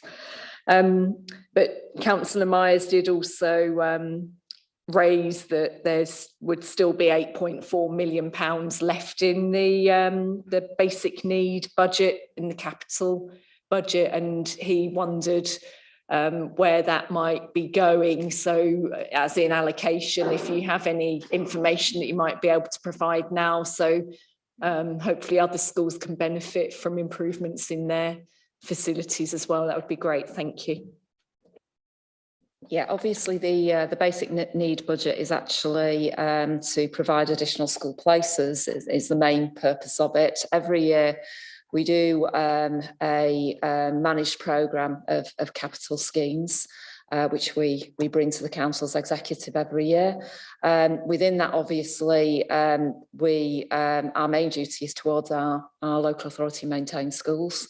Our colleagues who are in our academies are also able to draw down additional capital funding through the Academy Improvement Grants. So what we do is we're very much reviewing where those investments are best made according to growth in pupil numbers in certain areas of the city, but also we're reviewing school buildings in terms of their diversity friendly status, as well as we're working through our school buildings. There are some young people linked to the scrutiny paper who find school buildings quite challenging at the moment, and it is just purely because of the way that they're built and the environment that is there. And so what we are doing is really reviewing how we can make those buildings more welcoming, more appropriate for young people who are challenged by just the sheer environment of school at the moment. And this scheme is an example of that, creating smaller spaces for children who find large open classrooms difficult areas to learn. Thank you very much. So we've got the recommendations in front of us. Could I please see if colleagues are happy to accept those? So that's a clear consensus. Thank you very much. So that then moves us on to agenda item 11, which is the market position statement. I think Joanna is presenting this to us. Thank you. Thank you, Chair. So I'm not going to go through the whole document, but just highlight some key elements of the market position statement. So we as a local authority, have a duty to produce a market position statement to just show the direction of travel of a local authority to our providers. And this is based on our priority setting for 23-24. We are looking at this being an all age market position statement. So we are committed to that seamless delivery of care and delivery across the lifespan. A number of partners have already engaged in the document. So we've had our community voluntary sector, our public health colleagues, finance, housing, communities, and ICF have all contributed to this document, and the ICS are happy to endorse the document as well. So we have an integrated document, and they've just agreed that recently to have it as an integrated market position statement, which we are really pleased about. So really the concept of a market position statement is to go out and tell our providers that this is the direction of travel for the next 3 years of the local authority and their partners, and how we would want some of our key deliveries of services to be delivered. I think one of the core elements of this is, because it's an all ages, those key commissioning principles, which are on page 217, just outlining the quality of services. So I think the direction of travel for us is early intervention, which I mentioned around the mental health, but equally around services for our children, young people, and adults and older people, is around good quality of care services. And a lot of our commissioning going forward over the next 3 years will be very focused on high quality services. Secondly, is around value for money and maximising the services that we actually get, because we have a unstable market at present, and a lot of variation between cost and variation between the quality that we would expect providers to be providing. And then equally having that open culture of safeguarding and working in partnership, because we really want providers to be okay with safeguarding concerns, because that's how we can then improve our services. And one of the main principles in here is around, you know, how do we support providers around safeguarding, but working in partnership with them and CQC and Ofsted to provide better services going forward. The model of care sort of builds on the 2016 commitment that the council had around asset-based approaches, supporting people around their strength base, around community delivery, and not necessarily, when we talk about care at home and supporting people, it's not necessarily statutory care that we're talking about here. It's not like domiciliary care or nursing and residential care. It's more about how communities can support each other to work in a different way, and how individuals can use their own strength around maintaining independence. So we've worked a lot over that as a commissioning and as a council since 2016, and we've got some good strong pockets of that embedded. Our local area coordinators are helping to support that ethos around locality, but we want to do more, and hence the market position statement really goes out to say to providers that we do want to look at commissioning care that's closer to home. It may not be at home, but it's closer to home within those localities. And how can we move away from larger providers of care to much smaller ones around their communities? So message to the market, I'm not going to go through them, but they are really clear. There's lots of messages out there for providers. But one message specifically I wanted to raise in here that might be of interest to the executive is around how we work our community voluntary sector providers. At the moment, we provide year-on-year grant funding or year-on-year small contracts.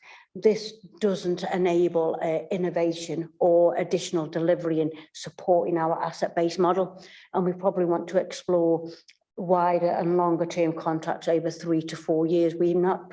Not many councils have done that. We might be one of the first ones that will actually look at longer contracts for our voluntary community sector, but it's actually key to really focus on early intervention and prevention model.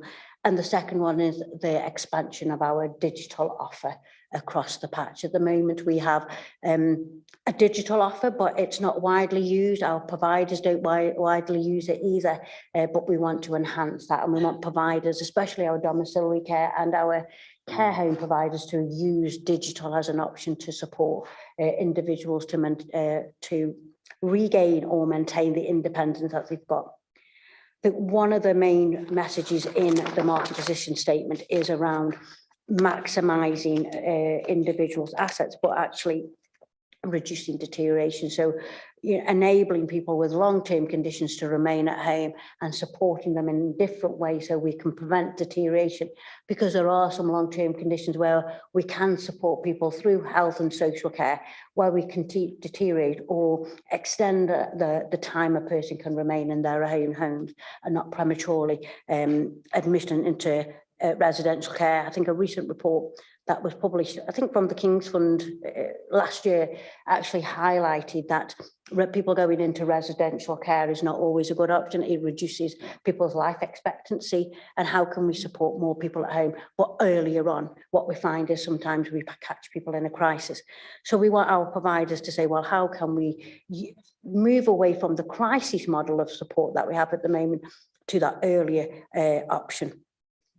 And then the key priorities, they're clear in the document. One is, like I say, around locality working and really embedding that. We are trialling one locality-based working with our Nimbus colleagues to see how that works. And if that sort of really takes off, we will want to expand that across York. And then the reduction of residential care. So we are actually highlighting to our providers that we are looking to reduce the number of people going into residential care. As a commissioner, and some of the evidence that are coming out of the JSNA, the Joint Strategic Needs Assessment, show that a lot of people go into residential care mainly due to nighttime needs rather than anything else. And how can we support people to stay in their own homes longer using a digital option? So that's a clear change that we have actually sent a message out to the market that residential care is something that we wouldn't probably want to continue commission, but the use of extra care and the use of digitalisation in people's homes. The other bit I just wanted to highlight is complex needs. So we do have a number of people in York with complex needs, both with learning disabilities, autism and mental health. And our number of people with mental health and complex needs is increasing. And wanting to look at a slightly different offer, maybe an extra care type of offer for people with mental health and complex needs, but equally, how can we reduce the length of time somebody with a mental health actually stays in a hospital setting? That leads me right on to the link between, you know, complex care, people living in their homes for longer, around housing, and how we work quite closely with housing. So housing colleagues have supported us quite considerably in this document, talking about rough sleeping strategy, as well as affordable homes, and equally around disability facilitation grants, how we can use those in a much more different way of keeping people at home. But I think the key messages here are for our providers is that we've got a clear focus. We've set some clear priorities for them to be considering. The cost of care I can't sort of not mention, because there was a national cost of care analysis done. For York, we are looking at going out to the market following the publication of this to talk around what is a reasonable cost of care for the market, both for people who are funded by the local authority, but equally our self-funders. We have a large self-funder market and we want to make sure that they access care that is cost-effective, affordable and good quality. So those are the messages coming out of the market position statement. It's there. I'm open to any questions or queries. Thank you very much. Councillor Huntsman. Thank you, Chair. Firstly, I must thank officers for all their hard work in developing this excellent all-age market position statement as required by the 2014 Care Act. This statement has at its core, residents tell us is their priority to remain as independent as they can for as long as possible in their own homes. They want choice and control over how they live their lives. It outlines how the home first approach can be met, working with community-based services, which all help people live independently. This, the evidence shows us, improves health outcomes. Dependence on residential care, as we've heard, is changing, and the care market recognises this and is developing ways of working and using technologies to provide support in new ways. Particular challenges include increasing the workforce numbers and addressing what options are best to ensure people don't stay in hospital for longer than is needed.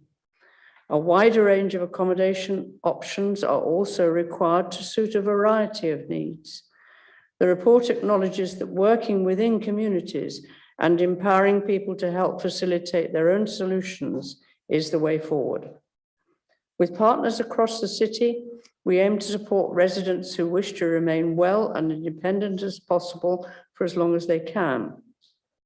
This improves their health and their well-being by focusing on what matters most to them. Together with our valued care and support providers in York, we aim to ensure that sufficient, diverse, high quality and accessible care is made available to match their present and future needs. The report is an essential evidence base for market shaping. Working together with all our partners, our commissioners, people who use our services, carers and provider organisations, it will help to shape provision and ensure the right range and variety of services are available for our residents. I am very happy to support the recommendations as detailed in the report. Thank you, Chair. Thank you very much. Councillor Douglas.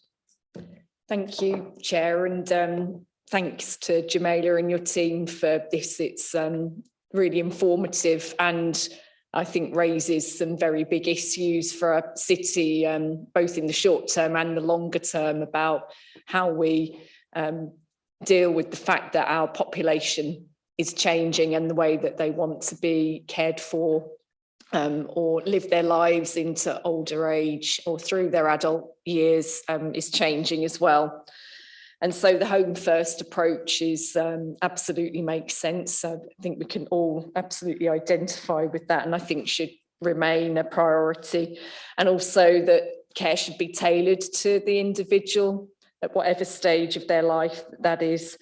That you mentioned the workforce, and we have to recognise the importance of bringing people into the workforce, no matter what that care model looks like. We will need workers, won't we? And at this moment in time, there are people who could be going into those jobs, but due to the inflexibility around shift patterns and also their ability to access childcare or elder care, if they have those responsibilities in their family, is hindering them from going into the workforce. And the government tells us that that's a big focus of theirs, don't they? But I'm not sure that I'm really seeing much effort on that, really. Also, I think the longer term funding is critical. Organisations across the city that provide services, not just in the area you're talking about, but in others for the council, have been asking for this for a long time. And I think it's a really good model. When I've been speaking to organisations who are on an annual basis, they're thinking 6 months ahead, aren't they? In 6 months into the contract, they're thinking, goodness me, we've got to rebid again, and where are we going next? So that's really important. And then also the report really highlights the need for us to care for our carers as well. That unpaid care and maintaining their health is very important, isn't it, for the success of the care system too. And that's going to become an increasing portion of the population over the coming years. And it's interesting how we come back to housing again, isn't it? It really permeates so much of what we do in the council. And I couldn't agree with you more about the range of accommodation options that you're outlining. I think our city needs a far broader range. And I was really disappointed, as I think you picked up at the last executive, that we weren't successful in bringing forward some of these accommodation options on our own council-owned land planning, etc., that we're trying to deliver. I think it has to be an absolute focus because the city simply can't work without it. So thank you for raising all of these issues. They are complex and they're multifaceted, but I think by focusing on them, hopefully we can start to make progress in areas. So thanks for that. Thank you very much. So we've got the recommendations in front of us. Can I please see if colleagues are happy to accept those? That's clear consensus. Thank you very much. That then moves us on to agenda item 12, Election Act 2022 and the preparations for the council elections. I'm going to hand over to Bryn to introduce this. Thank you, Chair. So as requested, I prepared a little paper for members' information, just detailing some of the changes that are key this year and some of the preparations that we've been undertaking as part of that. So obviously the big change that everybody hopefully either is or is becoming aware of is that this year, anyone who wishes to vote in person at a polling station needs to have photo ID. And I need to correct myself from earlier here. I've done some further research. And even though planning referenda are dealt with under the 2012 planning referendum regulations, they're still covered by the ID requirements. So you don't even get that chance. So yes, key change now is that before you are issued with the ballot paper, you will have to demonstrate who you are using an approved form of photo ID.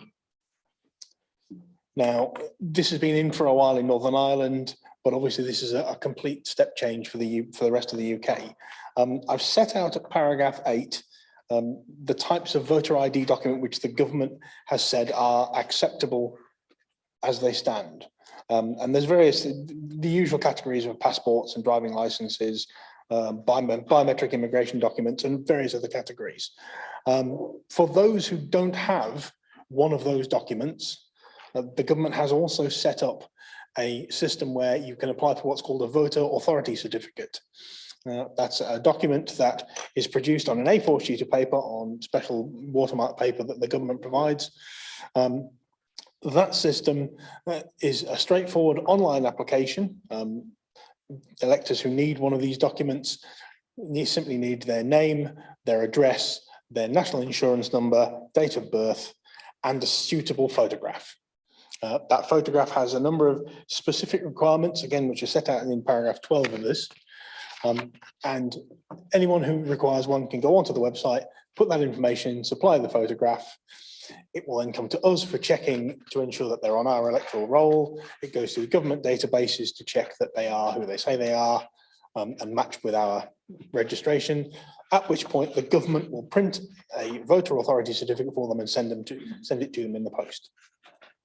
Equally, there is provision for those who do not have access to digital applications. So those who can't go online are able to attend the council and either collect a paper copy of the form, or what the staff downstairs have been doing is assisting them to process it downstairs and using council equipment to take a suitable photograph, which can then be uploaded as a result. So we're stepping outside of our usual processes to make sure that as far as we possibly can, anybody who needs a VAC is able to do so either through their home system or by coming to the council. It's also worth mentioning that the information that's required for a voter authority certificate is, with the exception of the photograph, exactly the same as is required for an application for a postal vote. So those who wish to vote by post instead of having to go to a polling station can put the same information into a separate piece of the website. And again, that will be processed, checked against our records, and we will then add them to the postal voter list. So then that will arrive at them somewhere in mid-April onwards, and they will be able to vote from home, send it back through the post. So I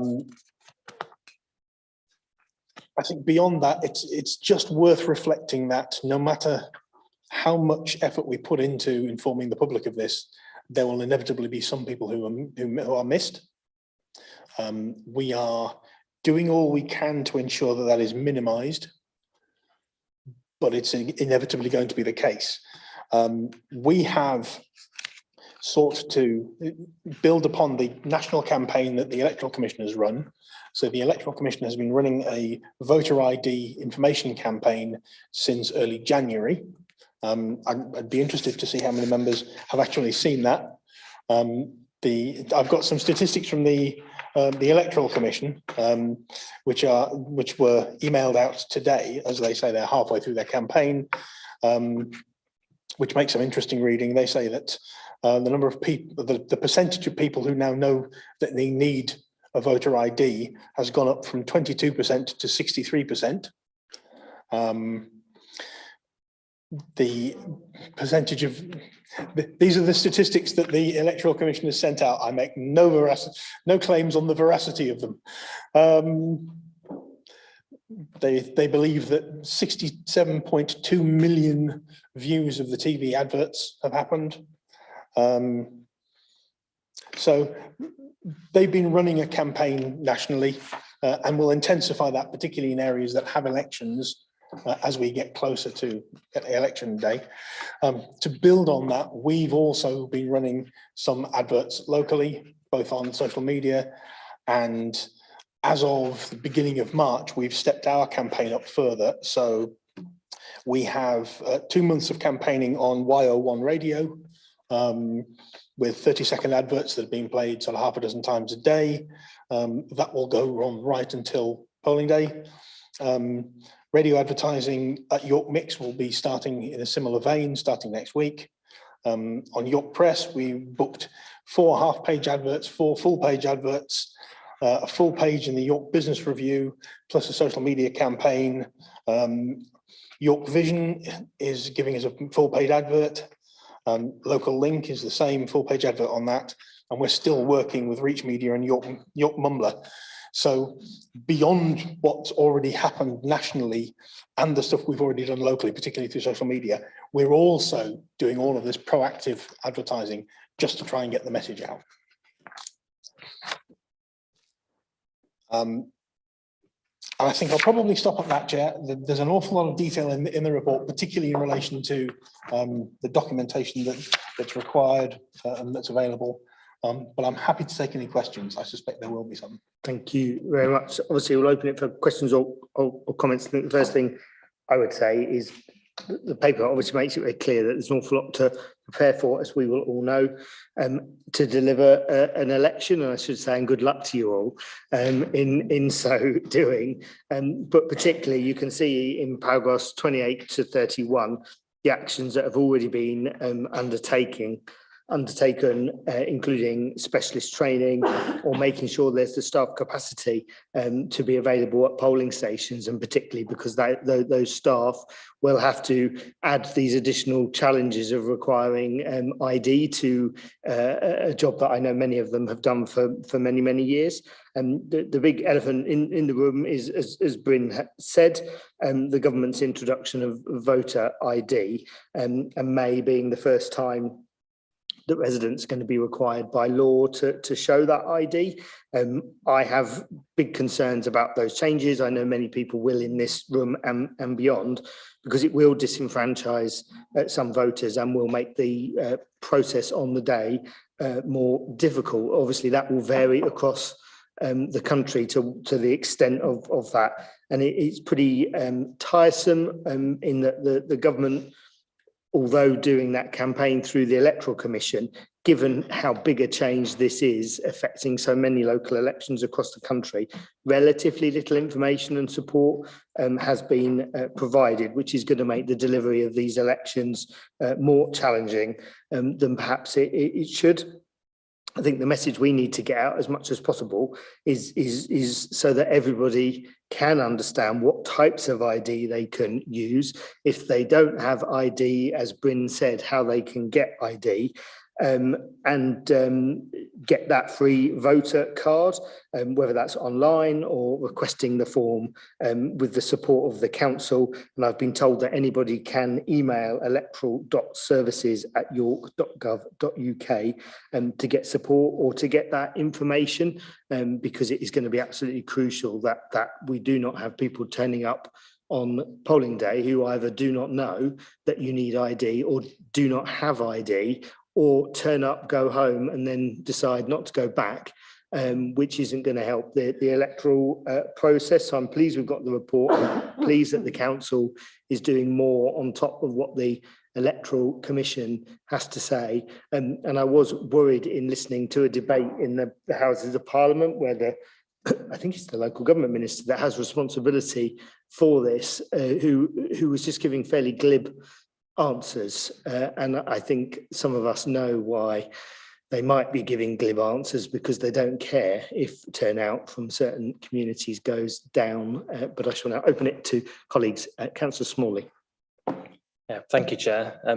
It's not often that you know the date of a national scandal in advance, and I think waking up on the 5th of May, that's exactly what it'll be, as thousands of people are turned away from polling stations, hundreds possibly in York, but definitely thousands across the country. It is, public taxpayer funded voter disenfranchisement on the scale that hasn't been seen in this country ever. I think on many of the papers that we've taken before this paper this evening, one of the key issues is funding, whether it's bus services, schools, funding for asylum seeker services and refugee services. And often we're struggling to finance and fund those services, but the government have found millions upon millions to fund this, which is just a complete scandal. I've told this anecdote at council, but I remember helping out in the Lincoln local elections during COVID, where you're asked to bring a pencil. The number of people that were disenfranchised by asking to bring a pencil was, just for me was many. And then finally, an actual question, Bryn, you'll be pleased to hear. I am one of the people that applied for a voter authority certificate, and I received it. It's a very bland, boring piece of paper. And I guess my question really is, I was trying to find it to show a friend, because it's a sort of piece of social history, because soon these will be abolished. So I wanted to have one whilst they're still being issued. But obviously, what happens if you lose it? Do you reapply for one? Can you reapply for one? Do they reprint it? And then my second question is just how many residents of York have applied for a voter authority certificate? Thank you, Chair. So you would simply request a replacement. They would simply reprint the one that you've already had, which hopefully makes life a little easier. So if I lose it 30 times and create latex masks of my face, they would reprint it each time. Brilliant. Yes, and in relation to the number that we've had, the number of applications we've had, as I say, the last time we checked, which was a few days ago, it was 87. Nationally, the number of voter authority certificate applications has been in the low tens of thousands, which is somewhat concerning this close to an election, given that the percentage figures vary between 2 and 4% of the electorate considered as not having a suitable document, which would equate to between 2 and 4 million people. So the low tens of thousands of applications indicates that perhaps the message isn't quite landing yet as it needs to. Thank you. Councillor Mason. Thanks, Bryn. I just wondered, obviously it says that the polling presiding officer turns people away, it has to be delivered by them. Are they going to be keeping some records so at the end of the election we'll be able to break down by polling district and see, you know, where those areas were, where people weren't, or at least turned away once?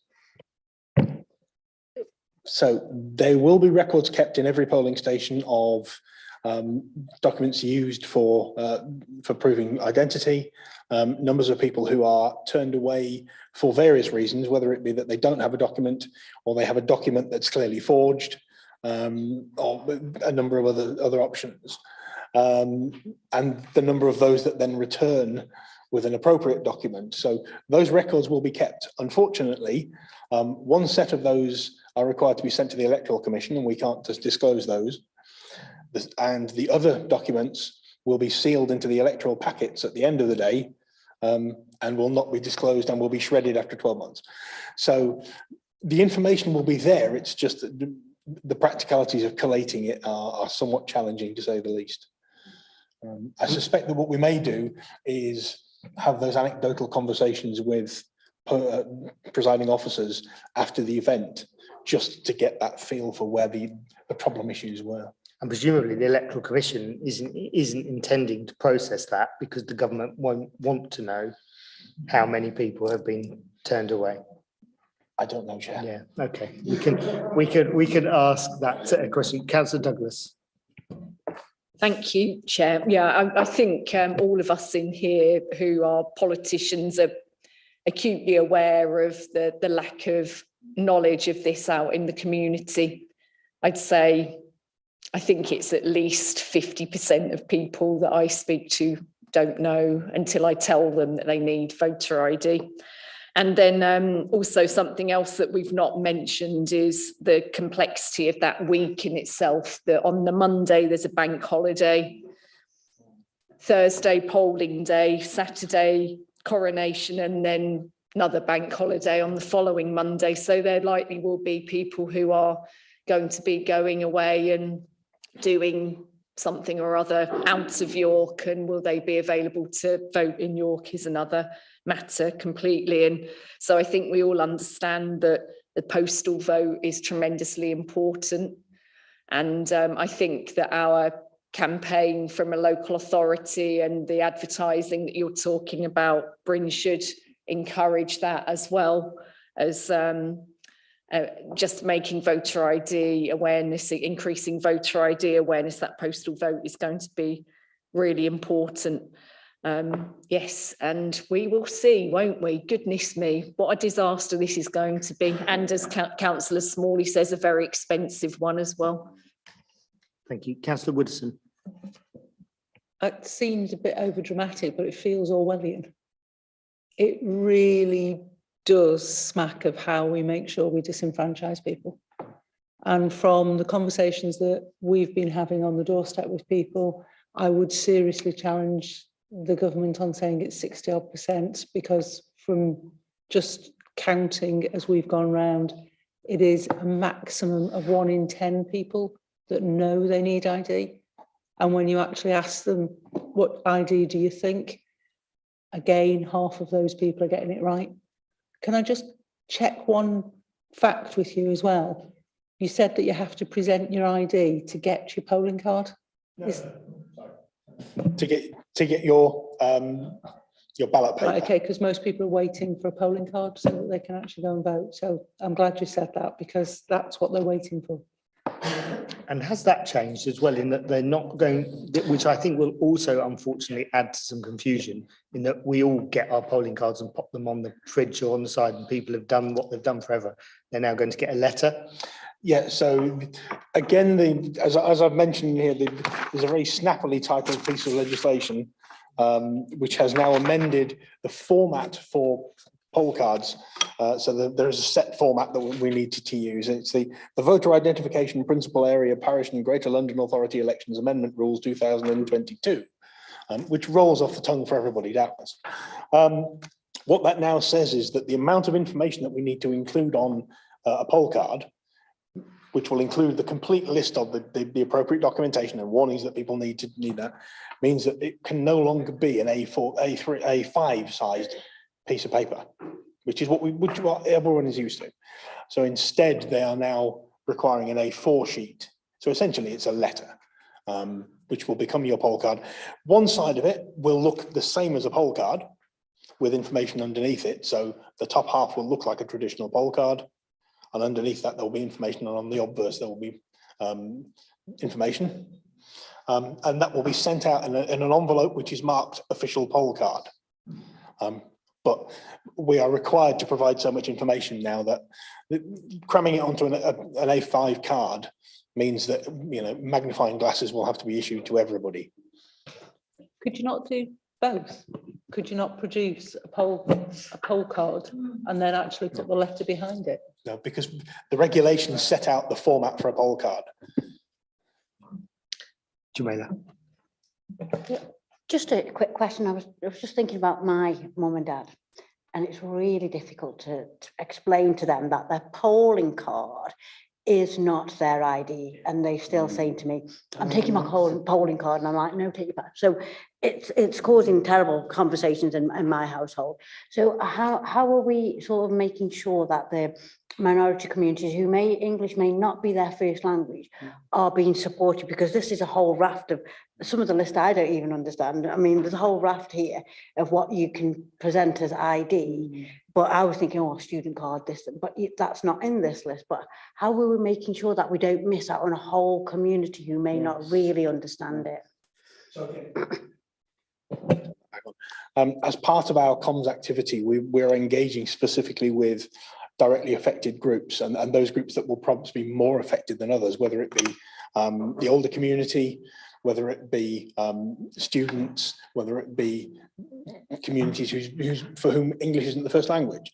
And we've been making those direct approaches via various charities and community organisations that we work with already to try and feed that message out and provide the support that we can.